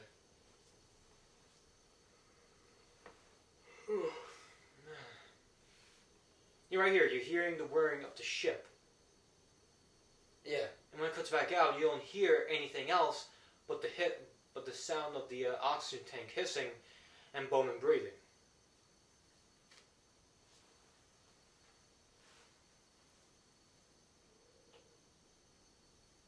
I don't think we're gonna get copyright claimed. You don't think we are? Because it's so quiet. I mean, they'll probably hear the hissing. Yeah. As long as it's not like. Oh, good. And so then they fixed it. Well, they found nothing wrong with it. That's the problem, you know, and that's when they realized that Hal's been malfunctioning. Right.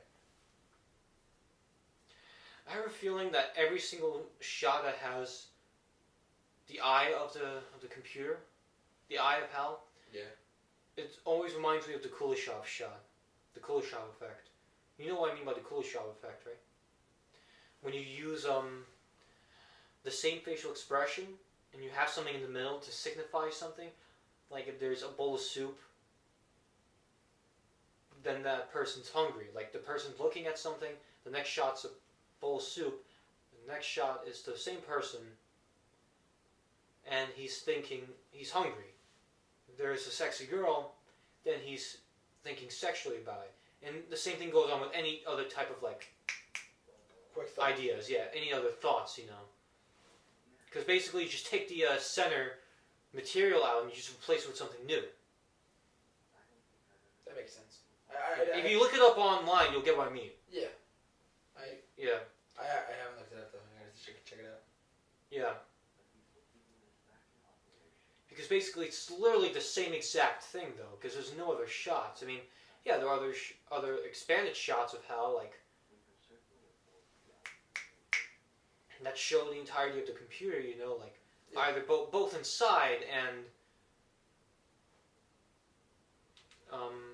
right here where you see the and here too, where you see Hal right there, you know. Okay. I see it. I had a great idea. What? You know how there's an intermission in this film? There's a what? There's an intermission. Yeah, what about it? How long is it? 3 minutes? It's like 2 minutes. It's actually 2 minutes. Okay. Why, you have to pee or something? No, I'm saying we should pretend like it's a real intermission, and just get up and do stuff like a minute and go back. Or maybe I'll just sit down here and just be. No, I can't. It's up to you. I mean, because because it's coming up. I know that. Yeah, it's coming up in like about less than 5 minutes. 5-10 minutes. So because I gotta fill up my water on my side, and I was thinking that just because it's an intermission, we should actually pretend like we're in like a theater. Yeah. Because in the movie, yeah, there is an intermission. Because way back in the day, like whenever there were being long ass films, Ten Commandments, that was like what 20 minutes long. The original with Charlton Heston and Yul Brynner. Oh, same thing with not apes. Bridge of a. I think Bridge of. I don't think Bridge of Uruguay had it. I don't think it had it. Ben-Hur had one, right? Ben-Hur had one. Lawrence of Arabia, I believe, had one. Yeah. Those two had intermissions. So back in the day, kids. Yeah, they used to be intermissions. Just little breaks like in the middle of the film. You can go back to the counter and can I get a refill of my popcorn without the movie? Yeah, you could take a piss or shit. You can go to the bathroom and yeah, have you sex. can do anything. Alright, let's go, babe. We gotta make this quick. Come on. Anyways, but seriously though, they had intermissions back in the day where the guys and gals who would go out and date to the movies and stuff would get up and stretch. They'd go to the bathroom just to stretch out their legs, and then back in the theater, and then they'd finish up the movie. That's how a lot of movies are. Unless we might as well just leave the room once the word intermission actually just pops up, and not wait till it fades. Yes. I mean, yeah, that is a total of 3 minutes already, including the word intermission for like 40 seconds. We have a minute. We have like a minute and a half. We do have to do whatever we have to do. Yeah. I'm gonna get water. I'm gonna hit the bathroom. Because like it's true. Like movies like this, I love them to death. Like this one in particular, I love to death. But the fact fact that there's an intermission. I love this movie to death because it's my all-time favorite. And I'm gonna carry that love right to my grave. Yes. Good for you. Yeah.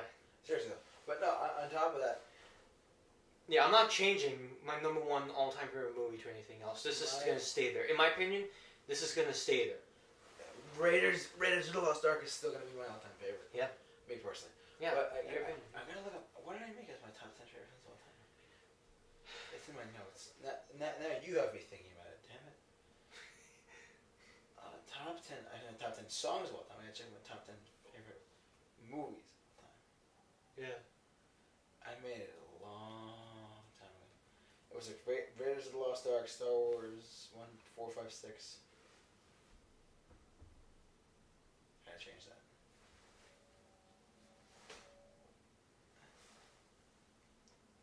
I know you're thinking about like getting a drink to refill your cup of water and all that. But we're still doing a commentary. That's one thing. Yeah, It's gonna be a bit tricky. Yeah, I know, but we could do it. I know we can do it. Yeah, I know that. Here's what's really sworn right here. I mean, I understand what they were trying to do.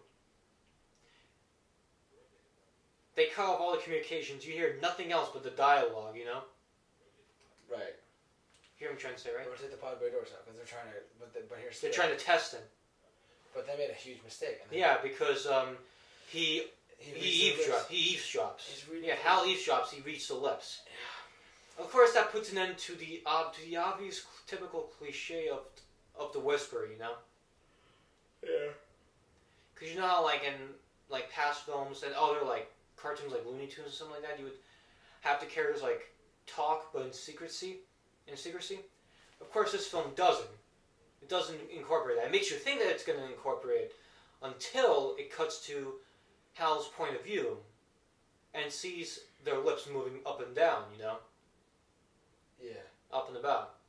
That's when you know that they tricked us into thinking that, oh, it was another typical cliche, but it wasn't, you know? It makes you think that you're watching a cliched moment, but it really isn't. Huh. Okay, and right now, for those of you who are still keeping track with this after we've gone off the beaten path, right now they're trying to talk about disconnecting Hal. Trying to talk about disconnecting Hal and what's wrong with him, because they sense, obviously, something's wrong with him. Yeah, which is very smart on their part, because if your main computer system is fucking up on your ship, you want to fix it, because otherwise you might die. Yeah. I love Keir Duella's face during this scene. Not to be like weird or anything, but it's so intense. And he's like, I'm in the moment. No, well, he's serious about it. They're both serious about this whole thing. That's what I love about there's one scene in particular, the whole movie. Both of them are just like, okay, and they're like we really have to plan with you disconnecting. You feel like they're not acting, and they're actually doing it. Yeah.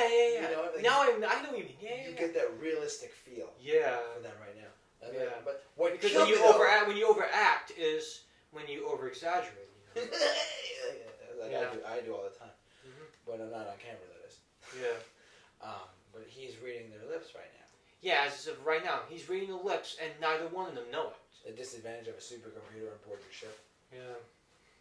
Alexa, I'm sorry, Dave, but I can't do that.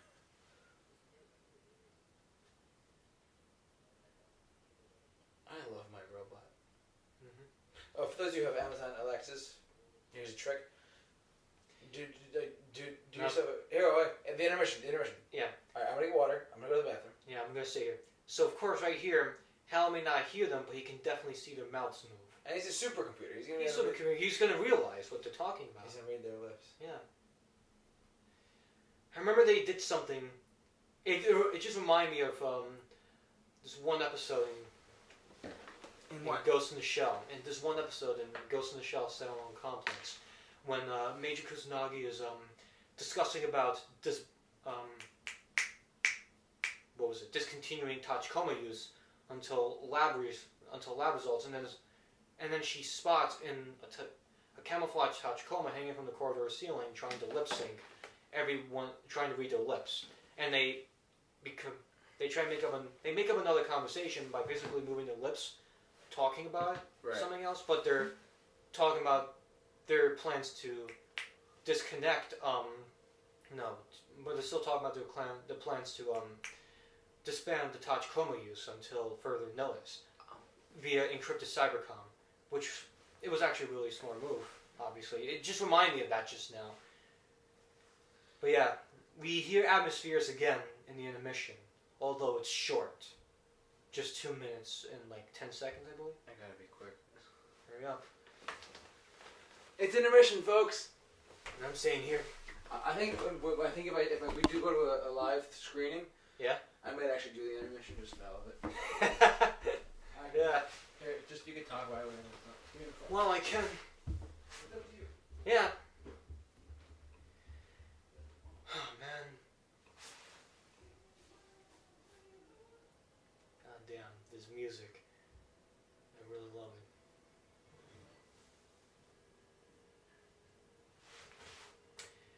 "50 years and a day since this film came out in theaters. Amazing. Absolutely amazing.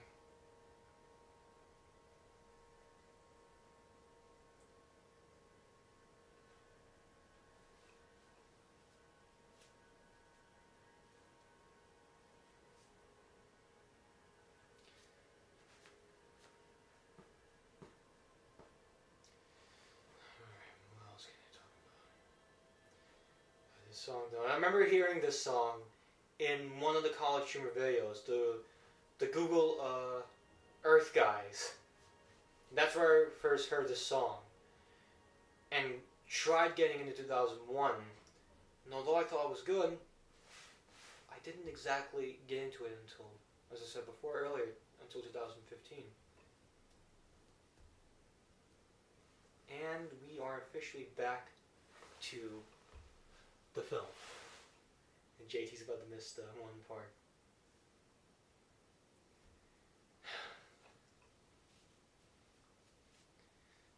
So yeah.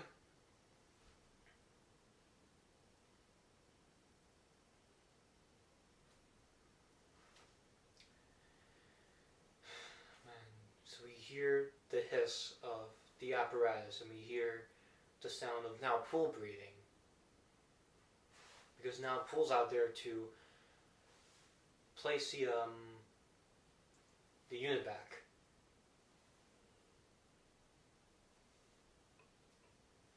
Man, JT's about to miss the part in which Pool gets killed. It's gonna get crazy. Or intense, man.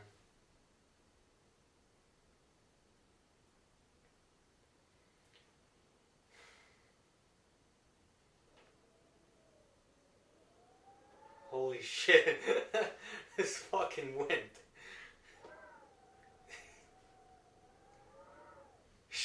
Jesus Christ. Yo, JT! JT! The movie's back on! There is a continuity error right here. Right after Rye's Pool is getting out, unless I'm mistaken. Rye's Pool gets out. Well, yeah, Rye's gets out. He's not that far away. Yeah, he wasn't that far away from the pod. And the next shot, he's far away from it. I don't understand why. Oh, shit.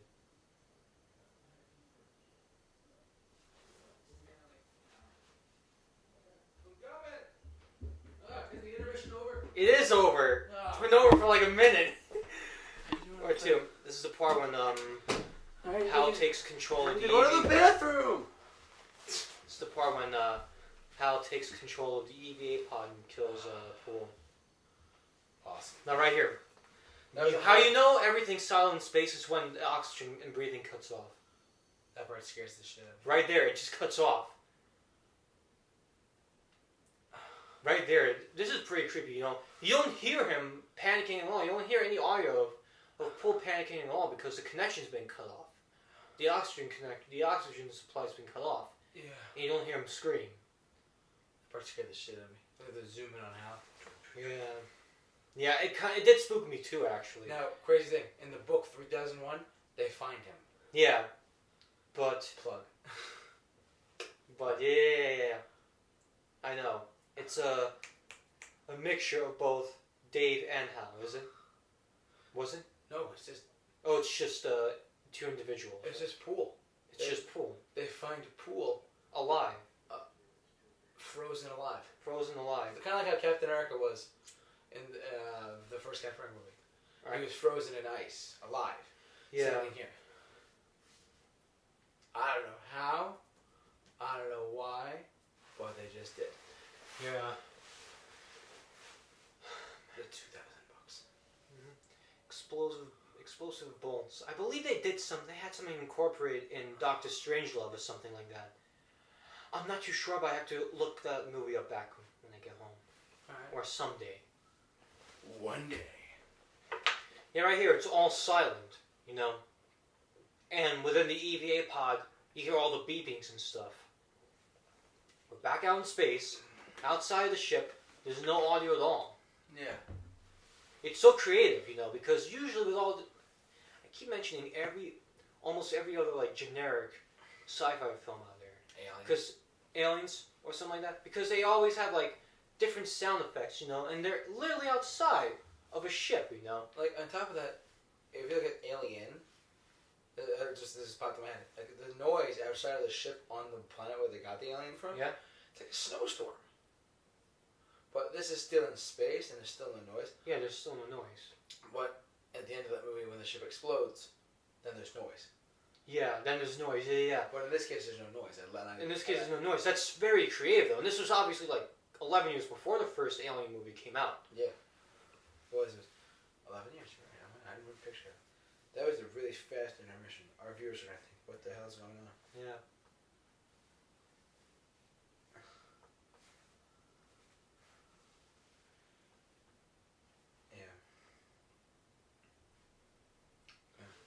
Don't forget to like us on Super Review Show, guys, on Facebook. Sorry, I'm just... Oh, and by the way, the post reached 23 people have been reached. Really? For the, Oh, for the live one, right? No, this is for the post I made today. Oh, yeah. Let's see. Let me read it again. There's a live stream. Go back down. Let's see.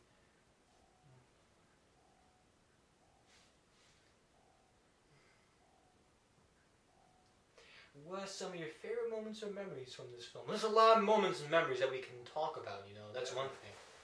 And I was... Now, what is your all-time favorite moment? And if there's any spoilers, then spoiler alert to you guys. My all-time favorite moment of any film or this film? Or in this film, I meant. That's what. Okay, I meant. What's your favorite moment in this film? To be honest. Or moments. Moments. Yeah. They grab the bone in the beginning. That is one. To show that mankind has a tool. Has a tool, and it's starting to evolve. It's starting to learn. Yes. When they first, in space, they first touch the monolith. When they first get him in space. Mm-hmm.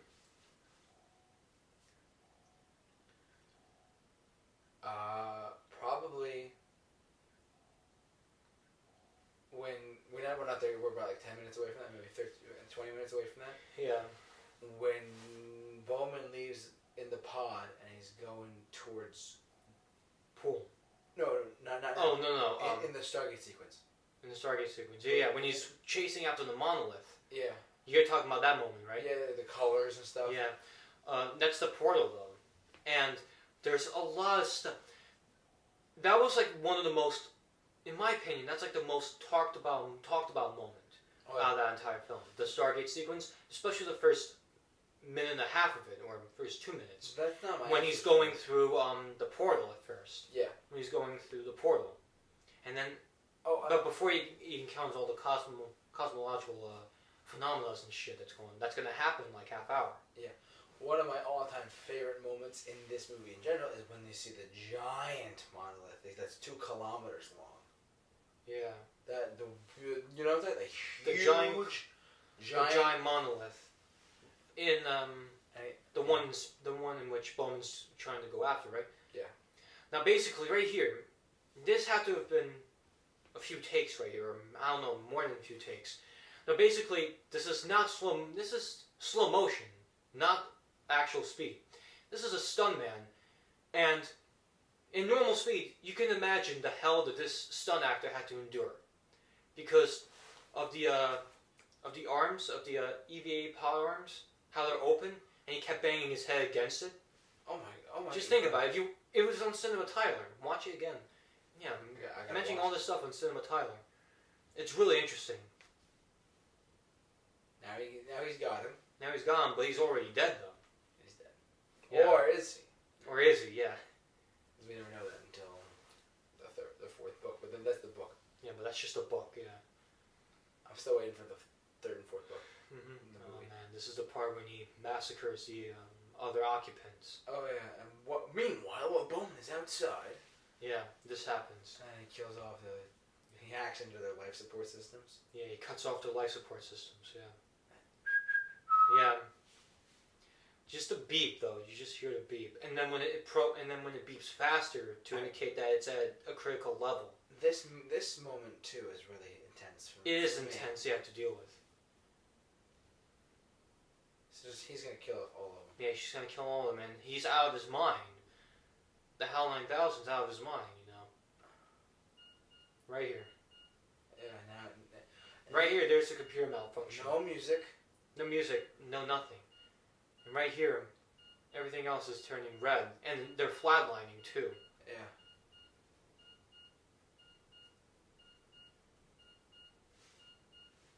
Oh, it scared me, the fact that he just did that. Yeah, it scared me right now, sort of. I'm serious. Me too.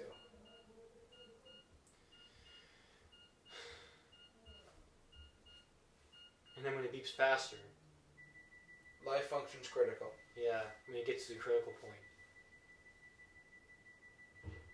And once they all show red to indicate that they've all passed on, that's when the beeping stops, is what's really is creepy. Yeah. Right here. In a few seconds. Yeah, right there. Life functions terminated. Wow. Awful. It is, yeah. Now, what they didn't show was in the second film. Again, plug for the second film, which is, look, judge it on your own merits. I thoroughly enjoyed it, but they said Roy Scheider's character says when they finally reach up and find the discovery. Yeah, he dumped all the bodies out into space. It's not shown. It's not shown here. It's not shown this, and yet in this one they show Bowman dispose Pool's body. And also he said he wiped the computer systems clean. Yeah, he wiped everything clean, And which didn't happen. He left oxygen in the ship. Did you know that? Oh, really? Because in that second film, like one of the Russians. Oh, yeah. I haven't seen the film in a long time myself. Of course, here's one of my favorite moments right here. When he says, open the Pave door. YouTube, you can fuck off. Why? Because YouTube's... Oh, no. A little longer. There's Tasman. One of the best lines. In this film. In film history. Cinematic. It's right here. It's right here. Open the Pave doors. Yes! I'm sorry, Dave. I'm afraid I can't do that. I love that. Oh, I love that moment. I love that moment. Oh my god! I love that moment. Like, yes! Yes! Sorry, I got like that. Sorry. Cause chills. I know. Really good screenwriting. Really good writing and directing. And I can't believe that, you know, the movie Oliver, right? That was released the very same year as this film. It's gotten so much scrutiny over its Best Picture win, and Best Director and Best Writing win. And I do agree with the criticism too, because this film should have won at least Best Director and Best Original Screenplay. And Stanley Kubrick had never won Best Director in his entire life. That sucks. He directed some pretty damn good films. Yeah, he really did. Hey, at least he did win. He did win for this film though, which was for visual effects. Oh my God, yes. Yeah, that was his only win though. Ever? His only Oscar ever? That was his only Oscar ever. His only Oscar win. Out of 13 nominations. Out of 13 total nominations. He only won one Oscar? He only won one Oscar. That's a fucking buzzkill. It is a buzzkill, yeah. I'm serious. That's not even funny. Look at his work. I know, and compared to all the other works. I mean, some of the other films may be good. Look. There's that one thing. People say that... People always bitch and complain to me on Super Review Show. No offense to my viewers. but Christopher Nolan is not the greatest director. Because I get that a lot on the channel. Yeah. Christopher Nolan, yes, he directed the Dark Knight trilogy. He directed Interstellar. He directed Dunkirk. The Dark Knight trilogy. Inception. He directed Memento. You said it as I was saying it. Memento. Mysterious. The Prestige. Look, these are all fantastic films in the past 15 to 20 years. Look at Steven Spielberg's work. Look at Alfred Hitchcock's work. Look at Stanley Kubrick's work. Stanley Kubrick's work. Look at Akira Kurosawa's work. The director of Seven Samurai. Yes, him. Hitchcock, Francis Ford Coppola. Look at these all. Spielberg especially. It's like you list off any one of his movies and it's his, and everyone knows what you're talking about. Or even Robert Zemeckis. Oh, Robert Zemeckis, yeah, even him. Back to the Future and Forrest Gump, man. Yeah. I know about him. He's a fantastic director. He is, yeah. But so when people always Quentin Tarantino. What about Quentin Tarantino? Look, Pulp Fiction is in the conversation of the greatest movies of all time. I've seen part of Pulp Fiction. It's really good. Here's the thing, right? And we're going to get back to 2001 in just maybe less than a minute. Don't worry. Now, I've seen part of Pulp Fiction. I know it's really good. It's really good. I've seen part of Quentin Tarantino's next film, released in 2009, which was *Inglourious Basterds*. And of course, the one film that I've seen out of Quentin Tarantino's works would definitely be *Django Unchained*. I've seen the whole film. Okay. I love it. And I know all those. I know what you're talking about. Now, *Inglourious Basterds*, I would like most of Tarantino's work. It's just that *Inglourious Basterds* it's sort of good. It's just overrated. It's just a random war film about man, I don't know if I want to bring it up. Alright. If you want to bring it up, go ahead. It's fine. Yeah. It's just that the movie's called *Inglourious Basterds*, right? And yet it focuses on this one Jewish girl who's planning to blow up a movie theater. And that's basically the plot of *Inglourious Basterds*, basically, really? For those who have not seen it. I mean, it just doesn't make any sense. I mean, if the movie's called *Inglourious Basterds*, why not show them? Why not show the bastards led by Brad Pitt? Because they're barely in any parts of the movie. Yeah. That's what I heard. Because the main focus of the film is this French girl and what she's thinking to do. In the movie *Inglourious Basterds*. Yeah. Anyway, back to the commentary of 2001.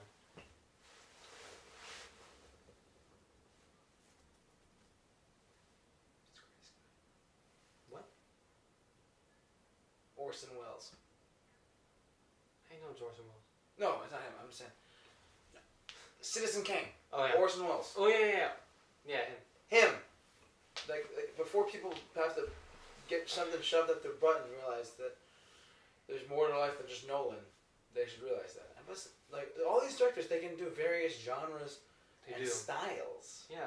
And Kubrick did it in style too, because Kubrick wasn't just in one genre. He was with all genres. He did war films, he did some comedy films, he did... I know. And look, this is a sci-fi film. Look at something like... He did one horror film. He did, a couple thriller films with his first two films, Killer's Kiss and The Killing. Yeah. I'm trying to think of... I was trying to think of a director that did that does anything. Spielberg's another one of those examples. He just does anything. Sci-fi, drama, comedy, suspense, horror. He can do anything. Sci-fi. Yeah. Adventure. All three Indiana Jones movies. Yeah. He was I'm trying to think.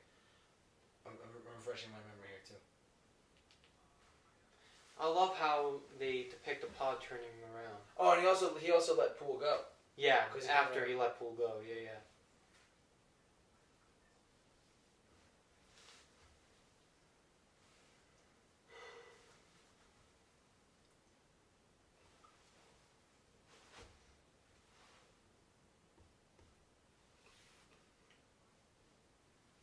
Right here is when he forces open the explosive bolts on the door. That moment right there is coming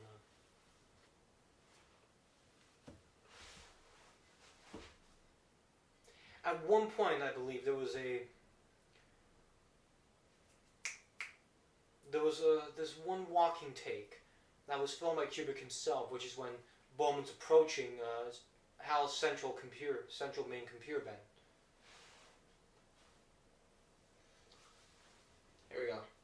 Now he can inject himself. Yeah, he's gonna inject himself out.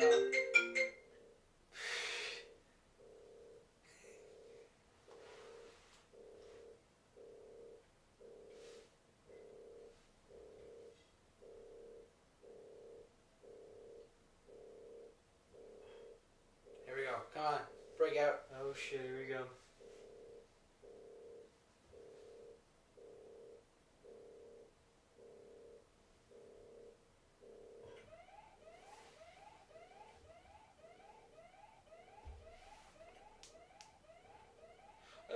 The intense face of Keir Duella's acting was incredible during this. Yeah, it was. And right here, there was like a cut missing. Yeah, right here, did you see the jump cut? With the smoke billowing? I did not see it. I saw it. For some reason, the entire extract exists in the trailer, but just one frame was cut. That must suck. Like if he actually. Yeah, right here, you could not hear any sound because the pod was open, the compartment was open. Right. But once the door closed, air was rushing in. Right here, when it cuts to Bowman walking, this right here was, I believe, filmed by Kubrick. Kubrick did the camera work on this one scene right here. Hear me? Yeah. Sorry. Sorry. I'll keep going. I'm just gonna curse. Yeah.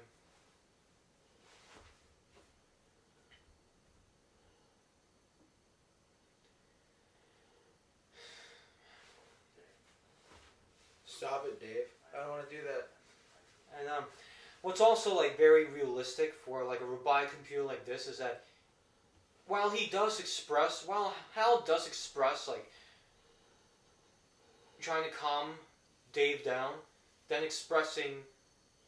trying to plead with him to stop, and then expressing fear, there's no exaggerated like moment, you know. He's just speaking calmly, you know. Yeah. That's what makes it really striking. Well, he's a computer too. He's gonna talk. Of course, the computer's gonna talk that way, but it's not. But also, it's not distorted. You know, that's the thing. True. Yeah.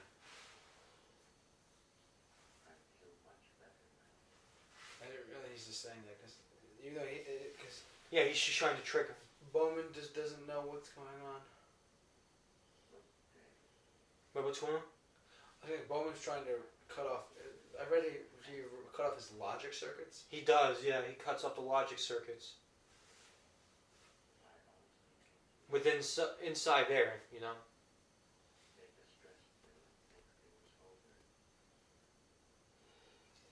The camera angles, though, I swear to God, they do look like 70s stuff. You know. I'm serious. They do. And yet, this was 1968. Or this was filmed in 1964 to 65 and wasn't released until 1968. True.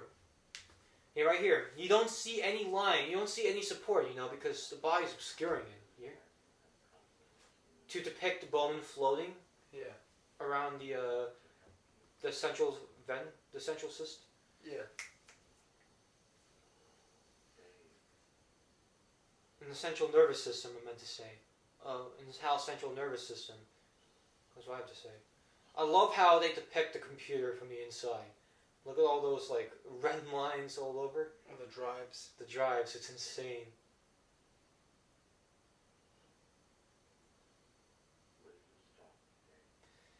And right here, he doesn't like scream or anything like that. Of course. It's so subtle too. It is subtle, yeah.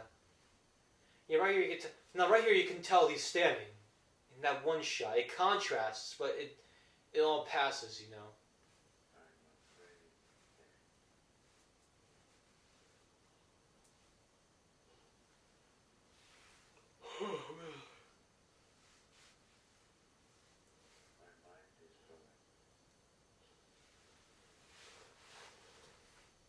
It was just those four, right? Oh, no, he does. No, he does more than four. He does more than four.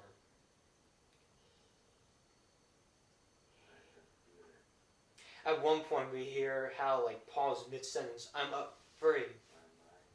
That part's coming up. Right here, this is, you can tell he's clearly standing.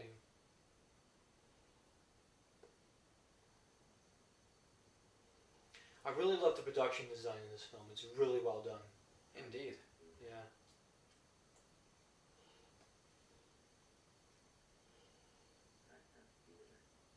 And yeah, right here, you can tell he's using something.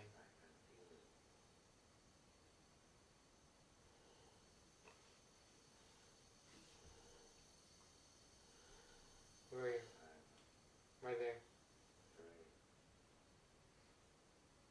And right here, he regresses to his old programming.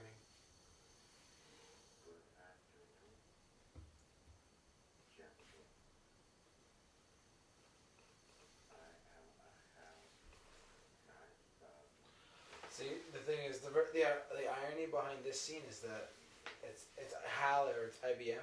Yeah. I have my own philosophy, and I said that the greatest human weapon Yeah. is the human brain. It can be, yeah. No, it is. And he thought, it's thoughts. It's really thoughts. The instant thought process. Yeah. We can design stuff all we want. Mm-hmm. We can make computers all we want. But now here comes the song, Daisy. Daisy. Yeah. But to me, the best human computer is, the best computer ever is the brain. Yeah.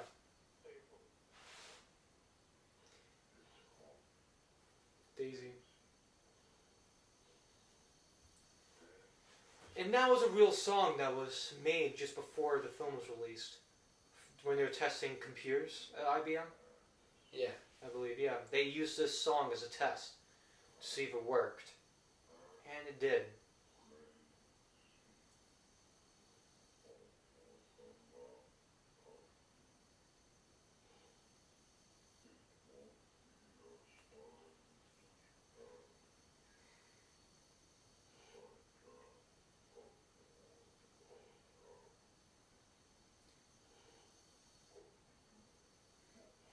And you can tell right here, you can tell he's slowly shutting down as you can hear from the voice, the pitch decreasing deeper and deeper. Yeah.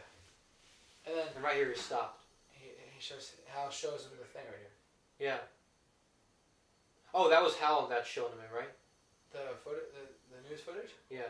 That was Hal that did it? I don't know. I think so. Because why would it just pop out of nowhere, you know?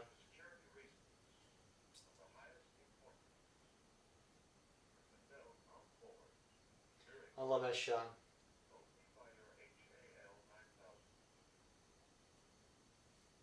There's no you don't see the camera at one point, you know? Yeah, you know. You don't see the reflection of the camera against the visor.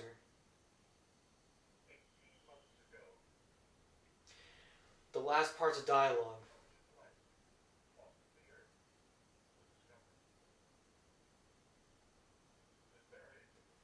Oh shit. Literally my all-time favorite part of this film is about to come up. Me too. Yeah. Look at this. The Stargate sequence. Yeah. In 4 minutes. 4 or 5 minutes.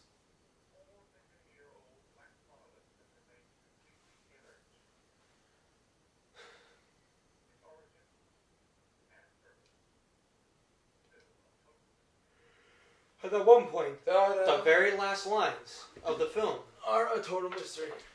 Yeah, the very last line. And everything else is a silent film. And the rest of it's just like what you would expect from a silent film from back in the day. Before the 60s came around. Yeah. Or even the advent of sound at the time. So they reached Jupiter. Yeah, they reached Jupiter and now Bowman's in. What was the story behind that room that's coming up? Was that Jupiter? That hotel room? No idea. I have no Like idea. he's on Jupiter or whatever. There's no. I don't think it would be on Jupiter. There it is. So here's the monolith. Here's the monolith right now. It's in. Now we have no idea as to whether or not the monolith's actually way bigger than Discovery 1, or if it's too close to the camera. I think it's huge. I keep thinking of it too. You know how huge it is. Because I guarantee, like the I guarantee you the ship itself is like a big, like about maybe like a mile long. It is, yeah. How long is it? How long is a kilometer? Kilometers, obviously. I think it's less than a mile. Okay, so that I read that one right there, that big monolith is 2 kilometers long. 2 kilometers. This monolith is So 2 it's kilometers. twice the size of the ship, or 3 times the size of the ship. Really? That's what I read. So yeah, so this is bigger. Okay. Yeah. Yeah. There was just some like conspiracies online saying that the monolith was like, like whether or not the monolith was like bigger than Discovery 1 or just the same size but just close to the camera to give it detail. Now look how realistic the planets are. I'm serious. And the moons. I'm serious right now. And the monolith remains in shot. Yeah. It's just all over the place.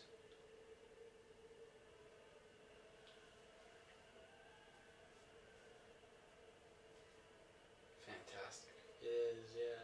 It's right above. That's Jupiter. That is Jupiter for sure.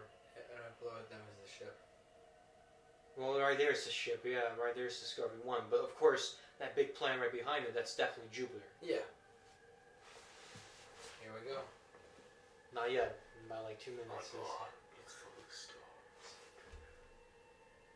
Can't believe it. It's gonna come up.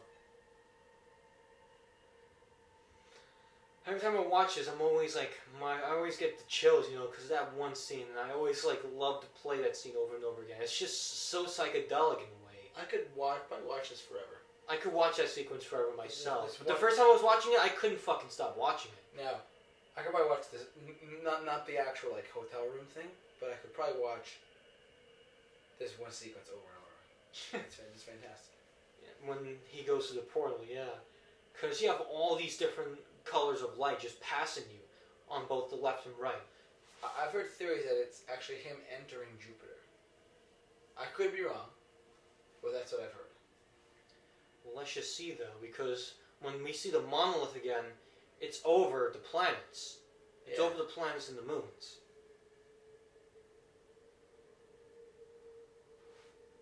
And they depict the model opening up from such a far distance while they incorporate that shot, that panning shot. It's awesome. And could you think, oh, they're going to focus on the ship? No, they're going to show focus on the monolith. They're gonna focus on both the monolith and the EVA pod that that Davison. Yeah. Well, actually, no, not directly above the planets and the moons, but above, but in between the 2 moons right there. Now, the planets are aligned. Yeah, the planets are aligned Here goes Dave. in the EVA pod. I'm sure Kira Duell had fun making this scene. Yeah, I remember when we get to the very beginning of the Stargate sequence, when we see Dave's face for the first time in this one segment, it's his reaction shot as the camera's slowly starting to shake out of control. Well, he was actually listening to music to incorporate that facial classical music he was listening to. Really? Yeah, according to Cinema Tyler, he was listening to classical music. And of course, they muted the audio out. You can find on YouTube. You can find the song on YouTube. I will. Yeah. Another thing I want to point out. Here My we go. God, it's full of stars. Yeah, here we go. Here we go. He doesn't say, "My God, it's full of No, stars." he doesn't. No. That's a bummer. Right here. Right here. Right here. This scene, this sequence. I know. It gets you. It really fucks with your mind. It really fucks with you. People said people were comparing the scene to acid trips. Yeah. That's the reason why the film got. That's why the people decide to let. That's why movie owners decided to let this film run in theaters a little longer, because already it became a cult with the youth, with the youth generation, because they heard about the Stargate sequence, so they would go to the movies like all hopped up on acid or something like that, and just watch this. Watch this Yeah. scene. Right here. This is when it all picks up. Holy shit. Now, basically, how they did all this, I have no idea. it was the slit scan effect. Was it? Yeah, the slit scan. You know what slit scan is, right? I don't. I'm asking what it is. Oh, what slit scan is? It's Yeah. a picture. If you take a picture of, let's just say, all these wallpapers right here, and you keep it still, it's all going to become a stripe. it becomes a streak of anything. It becomes a streak of color. If you move it slowly, it stretches everything out. Oh, that's all. Which is what happened. Yeah, that's all they did. So basically, they had to build a long slit, put it in front of one of their Mitchell cameras, and film wherever artwork was in front of it, and just move it around while displaying a light behind all like the objects, which are like gels and stuff, you know, like colorful gels or something like that. And that's how this came to. That's how it came to be. After watching this, I've tried doing this myself, actually. This type of effect, yeah, with some success, actually. Bowman, yeah, is going nuts. God. Yeah, right here. When we see the shots of Bowman, the stills of Bowman, like creating, like making all these facial expressions, like we're about to see right now, right there. It indicates that gravity has slowed down as he's going through the portal. That's what it indicates, I heard. I believe. You think so? And that's what I heard. Because he's not moving or anything like that. You hear me? Yeah. He's not moving. It's just a still. And right here, this is when we get the cosmological effects. Not before we get this. When he starts blinking like crazy. Yeah. With the different colors. Right there. Oh, God. Now, right here, these were the very first sequences filmed for the movie. And these were filmed at a dark, closed corset shop in New York City. They used a big table, or they used either a glass tank, but on the other sources said that they've used like a glass tank for all this, but I highly doubt it. According to the Cinema Tyler video, his fifth part into how they made 2001: A Space Odyssey, they use like a table or something like that, and they, like right here, to get these are close-up images of all these cosmological phenomena going on. They used macro lenses to do the close-up shots of these effects. So basically, with all the paintings and stuff, they dispose like types of ink or paints, detergents, but I know it was mainly lacquer that was like spewed on the table, and these were all filmed backwards. These were all filmed in reverse to make it seem as though all the phenomena was coming toward the viewer. If you play it in normal speed, it would be going away. It's just fantastic. It is. Sorry, I'm tearing up. I'm not trying to tear up. It's just so weird and so cool. It's so awesome. So like. I love these effects. I love these effects right there. It's really awesome. It's like you're on drugs without being on drugs. Yeah, basically that. Yeah, it's a mind blower. This film really is a mind blower. Especially this sequence. Especially this 10-minute sequence. And that's how long it is. 10 minutes. Which takes up like what? About less than 50% of this segment. Are you fucking kidding me? I'm not fucking kidding you. I'm not fucking kidding you at all. No, I like that. Yeah, that's a cool object. And when I was watching this with one of my friends, he compared it to a lava lamp, which is what it looks like. You know? It looks like something you find at the bottom of the ocean. Yeah. You know, like. But mainly lava lamps. Right here, that's pretty cool. Just to indicate that of how far this one character's gotten from the solar. That this one character has traveled from the solar system to eternity. Now, this shot right here, I've tried figuring out. Is this actually the pod? Now you see that white speck right there, right? That white dot. You think that's the pod? I highly doubt it, but I kept thinking about it. It's like mixed. And right here, we indicate right here, these stars approaching. We should know that it's leaving all that right there, and it's going to continue going on.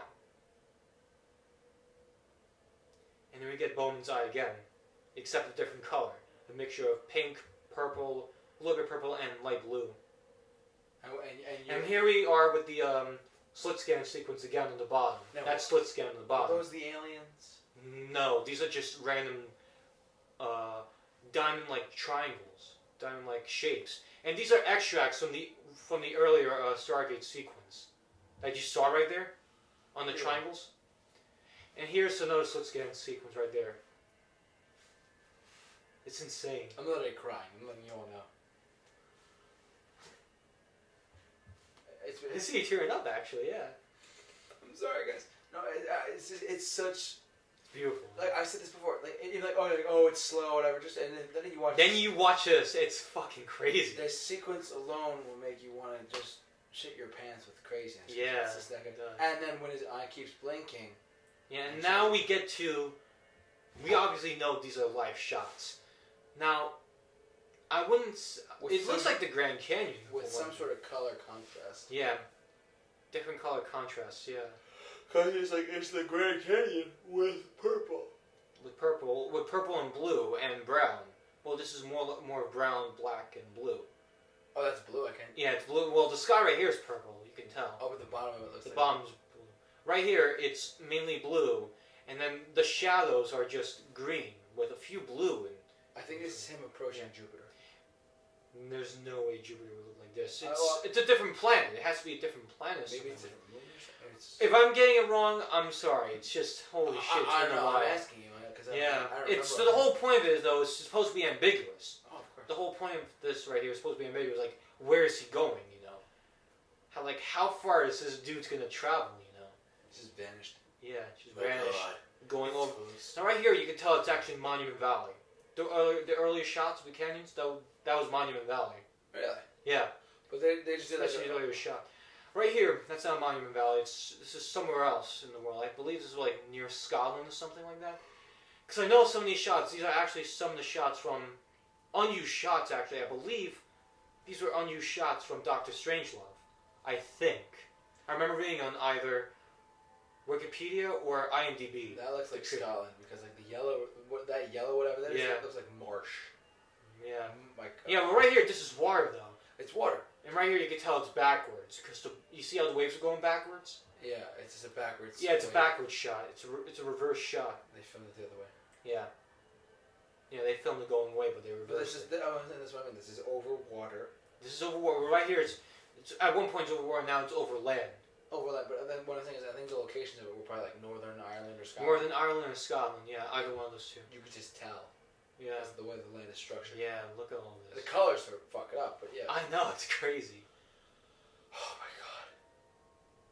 And the music really puts you in the trend. In the trance. The Yeah. best acid trip of all time. Yeah.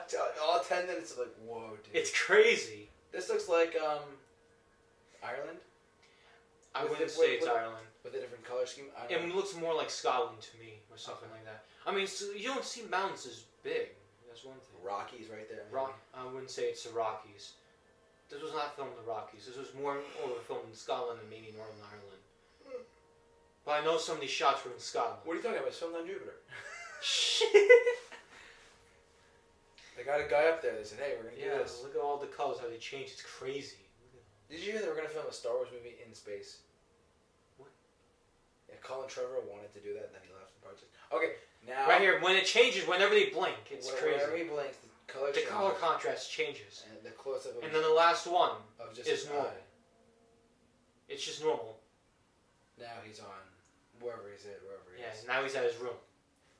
That one room right there. His room of death. He's petrified, man. He's like, Yeah, he's petrified. Right here, you can tell he's petrified. what the hell just happened to me? After all the loud content, it just goes soft, you know. And this is George Legate's fourth music. I forgot what the fourth song was called. I forget. But yeah, the song that you heard playing throughout the Stargate sequence, that was Atmospheres, when you hear it in its entirety. Yeah. Yeah. I'm not crying. I'm not crying. You all think that I'm crying. I'm not. It's just so beautifully put together. Yeah, it really is beautifully put together. Now, here's the thing. Bowman is right there, and then he sees Inside the pod. When he sees himself You- outside the pod, Yeah. once he sees himself, becomes trapped in that lifestyle. You have to explain this to me.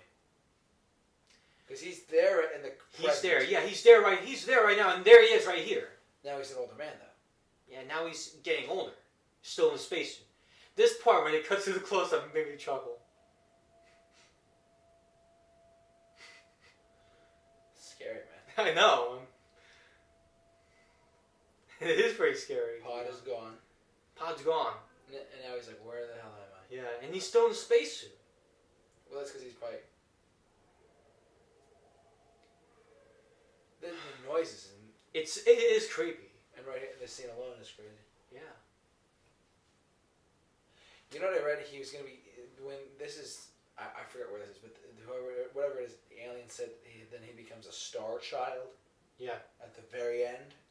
Which is what he becomes at the very And end. this of is the film. process of him doing such. Yeah, it's a process of him doing so, yeah. Damn.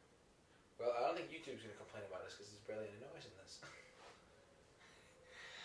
Yeah. Hey, if that was my bathroom, I'd be pretty happy. I'd be pretty happy too. I love the production design there too. And yeah, like I said before, you know how I said like earlier that the film was only nominated for like 4 Oscars and it should have gotten more for its costume design? Should have got like 11, man. Should have gotten like a few of them. A few more at least. It did get the nomination for art direction for sure though, although it did lose. It should have swept the Oscars. It should have swept the Oscars, yeah. At least it swept the Oscar for visual effects, so you gotta be happy for that though, you know. And so right now, how old did you say Dave Bowman is when he was on the spaceship? Fuck, I don't know. 30s? 40s? 30s, well, basically 30s, So yeah. now he's in his 60s. Or near his 60s. Oh, because he's got gray hair. Late 50s, probably. Late 50s, yeah. And then... When he goes over, sees himself eating, he's a little older. I think I just saw the camera. I could be wrong, though. No, I was wrong. Now he sees himself. He sees himself eating, yeah. Right there. Yeah. Yeah, Now he he's sees even older. Now himself he's in his eating. 80s. Yeah. And then he's on his... Wait, no, not even in his 80s yet. Not even in his 80s yet. Maybe in his early 60s, late 60s. I think I think wherever he landed, they just sped up his aging process. Yeah, no matter what he looked, whatever versions of himself he's looking at, he becomes that person, sort of. I mean, that's the way I think of it. Like right here. He's like, who's that? Oh, there's no one there. No one's there. No, it's the same guy. It's the same character. I stopped talking because I heard the wind how loud it was gusting. I'm sorry, Dave. I'm afraid I can't do it. I want to make that my ringtone. Oh, the Pie by Door sound. I'll make that my text tone. Yeah, it's been almost 2 hours and 20 minutes in the comments. It's got like another 4 minutes tops. Yeah. It's 2 hours and 30 minutes. So we're good. Yeah. The credits are just the score. Yeah.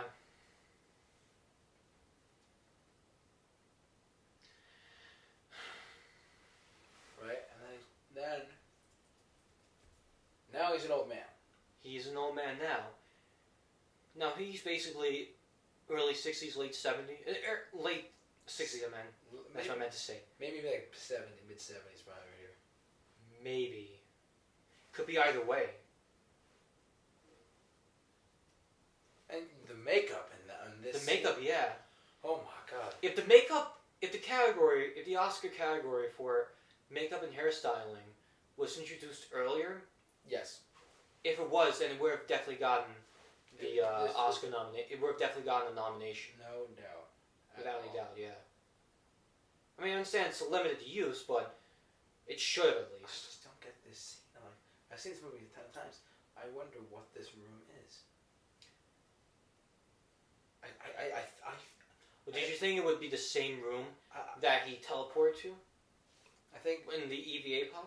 I think the Stargate sequence was him entering a planet Yeah, it was him entering a planet or somewhere else. or a moon. Yeah. But this, I think, is on the actual thing. Has to be. Oh, man.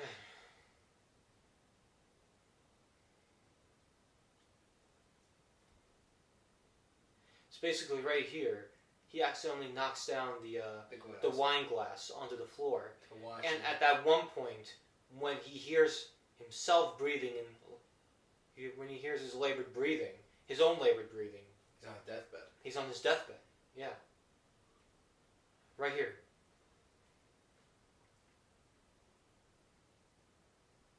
This probably was like one take. I think so, yeah. Maybe. Because I mean, It may have been, it may not have been. Who knows? there he is. Yeah, there he is. Definitely in his late 80s right there. That's an old actor. I love the makeup there, though. It's really awesome. And then what presents itself on his deathbed? Come on. The answer to humanity. Trump, if you're watching this, the monolith. Wow. No, I got something to say for the end. Don't worry.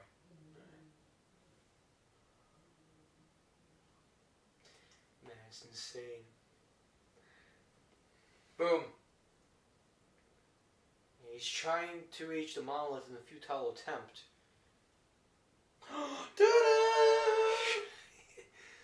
It's true. Yeah. The monolith is now officially in right in front of him. Yeah, it's right in front of him. What? Yeah, I thought it was like, yeah, right That here. is a huge prop. I know, but listen, right here, I thought it was kind of like, He's entering it. yeah, he's entering. Yeah, I thought it was like fake, but it's not. Or like a cardboard cut. And there we go. Now he's reborn Now as he's the reborn Star as Child. the Star Child. This movie took the weirdest turn. It did, yeah. It was right there where my cousins were like, "Okay, fuck this movie." That was the DVD. Yeah, that was on the Menu. DVD. That was the DVD menu for the special edition. Yeah, I had the special edition. I rented it. And there's thesuperreviewshow again. One of the best walkouts ever. Might I add. Dun, Dun, dun, dun, dun. And your cousins was like, really? That sucked? Yeah, they got. Yeah, they kind of flipped their shit or something like This fucking sucks! that. Well, not exactly that, but it was like, okay, fuck this movie. Like, they were laughing at it. I swear. It's a baby. Okay, no. No, not that. But now, the movie's obviously over. We got like 30 to 40 seconds. Yeah. I had a question for you. I know, but wait till we get to the credits, so then we can actually ask Okay, the well, questions. Make the Super Review Show great again! Woo! Plug. Hashtag. Sorry. This scene is like, now he's watching over Earth. He's watching over Earth. He's been transported over to Earth now. He is now their Star Child. Yeah. I'm trying to figure out, this is really the ambiguous ending, you know? That's one thing.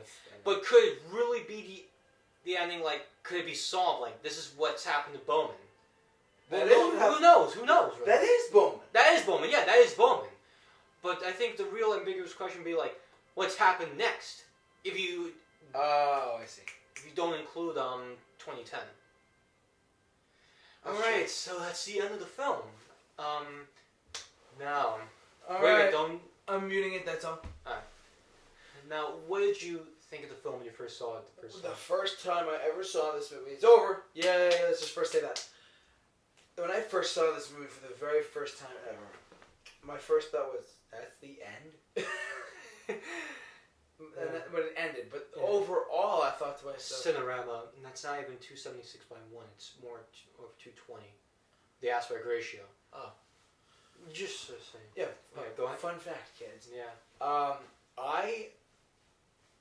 I've always loved the Odyssey films, most importantly 2001. But this movie was such a milestone, and for the first time, when the first time I saw it, I said, "This was." At first, I thought it was kind of boring. At first, then I watched it proceeded to watch it at least 5, 6, maybe 10 more times. This is probably my 11th or 12th time viewing it, and over time, after like the second time, I was like, "Damn, this is a seriously incredible film." Like, as far as as a film, it is spectacular. As a sci-fi film, it's spectacular. As a cult film, it's spectacular. As this going down the roster, As a film of any genre, it's spectacular in my opinion. it's one of the greatest films of all time. Some people rank it in the top like 15 or 20 of all time. Special photography, effects, designed and directed by Stanley Kubrick. Damn. Well, that's why he kind of won the Oscar. Yeah. Because Kubrick is a genius. He was a genius. Yeah. Well, he won the Oscar for visual effects. Of course. But when I first saw it, I was like, when I first heard And about Douglas Trumbull was the effects supervisor in this film. Yeah. And there had been some controversy over that because he thought that Kubrick never deserved the Oscar, and that I think Trumbull did. I think they both deserve an Oscar, you know. Yeah, I got you. And Trumbull's never won an Oscar before, actually. Really? Yeah, he's never won an Oscar. Oh. So if he was nominated for this category, chances were he would have won. And maybe they both should have been nominated, in my personal opinion. Well, overall, though, I think if you haven't seen 2001: Space Odyssey, and you've sat through this entire Definitely watch it. 2 hours and 30, 40, however many minutes it is. It's Watch it. worth it. Don't listen. Just ignore what people say, and that's my thing with any film. Just if you haven't, I've never seen this. I've never seen that. Watch it on your own merits first, and don't let any critic reviews or user reviews or Deter your you. friends. Don't let them deter you. Don't let it persuade you to say, "Oh, this film's going to suck," or "this." That guy Urban Leggetti, he used the 3 songs. That happens. And Johann Strauss, the Blue Dandy. Yeah, that happens too easily. So do yourself a favor and watch 2001: A Space Odyssey on your own merit, Richard Strauss. because Thus spoke Zarathustra. that's the theme song. Because this movie is a landmark in film history. I highly recommend it, and I'm sure he does too. I recommend it all the way. I gave it a 9. All I believe I have to check my IMDb.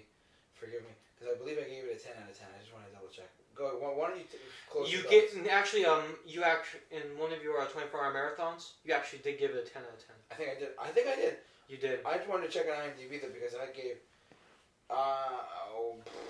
Crap! Because I gave.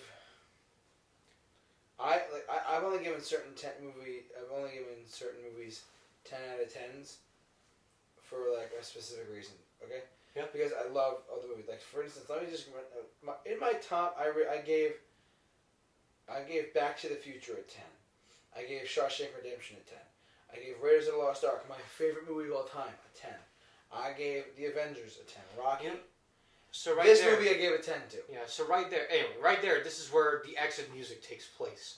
Yeah. No, yeah. So this movie. Now you just mentioned 2001, right? Just now. Oh yeah. So Yeah. Just. it's in my top 10 favorite movies of all time. But as far as like giving it a 10 out of 10, I did give this movie a 10 out of 10. And what number would you put it exactly? Oh, it's not on the number there. No, it's at random. Oh, just randomly. So, but like just as a quick plug, in my top 10 favorite films of all time are like Predator, just because these are movies that hit me at a like the right time. Back to the Future, Raiders of the Lost Ark, 2001, Monty Python and the Holy Grail, Definitely. Rocky, Airplane, and The Avengers. Yeah. Had a huge Now, impact on me. my opinion of the film. Yes, go on. When I first, as I stated 2 times before earlier, and I'm going to have to repeat it again. Do it. Now, when I first laid eyes on the film, I bought it on DVD because I heard it was really good. I only tried getting into 2001 after I saw. You know about college humor, right? The Google Earth guys. Yeah. Did you actually see the one which the Google Earth guys are going around on the hot air balloon trying to photograph stuff with Google Earth, and they speed up the balloon because they've been in there for the past year, and they use actually footage from 2001, the Stargate sequence, and it ends with them, a 2001 referencing. I gotta see it. Yeah, you can see on YouTube. It's so funny.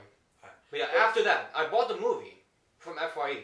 Yeah. I tried watching it. I knew it was good, and I thought it was good at first. But I didn't get back into it until 3 years afterward, in 2015. And when I got back to it, It hit you differently. it really hit me differently. Because at this point, I was into film. Yeah.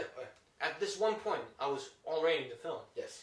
And it blew my mind just by watching part of it. Yeah. I didn't even have to watch the whole thing, first of all. So you Watching part of it the first time, it blew my mind.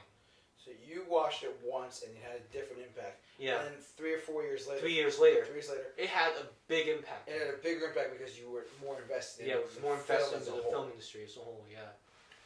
So that's it, and it all depends on what you like. It all depends on what you're into. Like I've had some of my friends that do that. I've literally asked them. I remember asking them, "Have you seen 2001: A Space Odyssey?" Like, yeah, it sucked. I'm like, all right, well, I liked it a lot. And the reason why I feel like this could be a hit or miss for some people is because it's so long. It's so long. It's slow paced. That's something we understand. It's something that's understandable. For some people, I think it could be considered dry. And some it's like, It oh, could okay, be how dry. many sequences do we have to do of these guys just floating? You know, like, but it all depends on what you like and what you don't like. Yeah. At the end of the day. So, on that note, if you have not seen this movie and have just watched this commentary, thank you so much for watching this commentary. Luigi, thank you very much for joining me once You're more. welcome. And watching what is, in my opinion, one of the greatest accomplishments in cinematic history. Yeah. Yours as well, your favorite movie of all time. But this movie is coming back to theaters in May of 2018 this year. Check it out, you guys.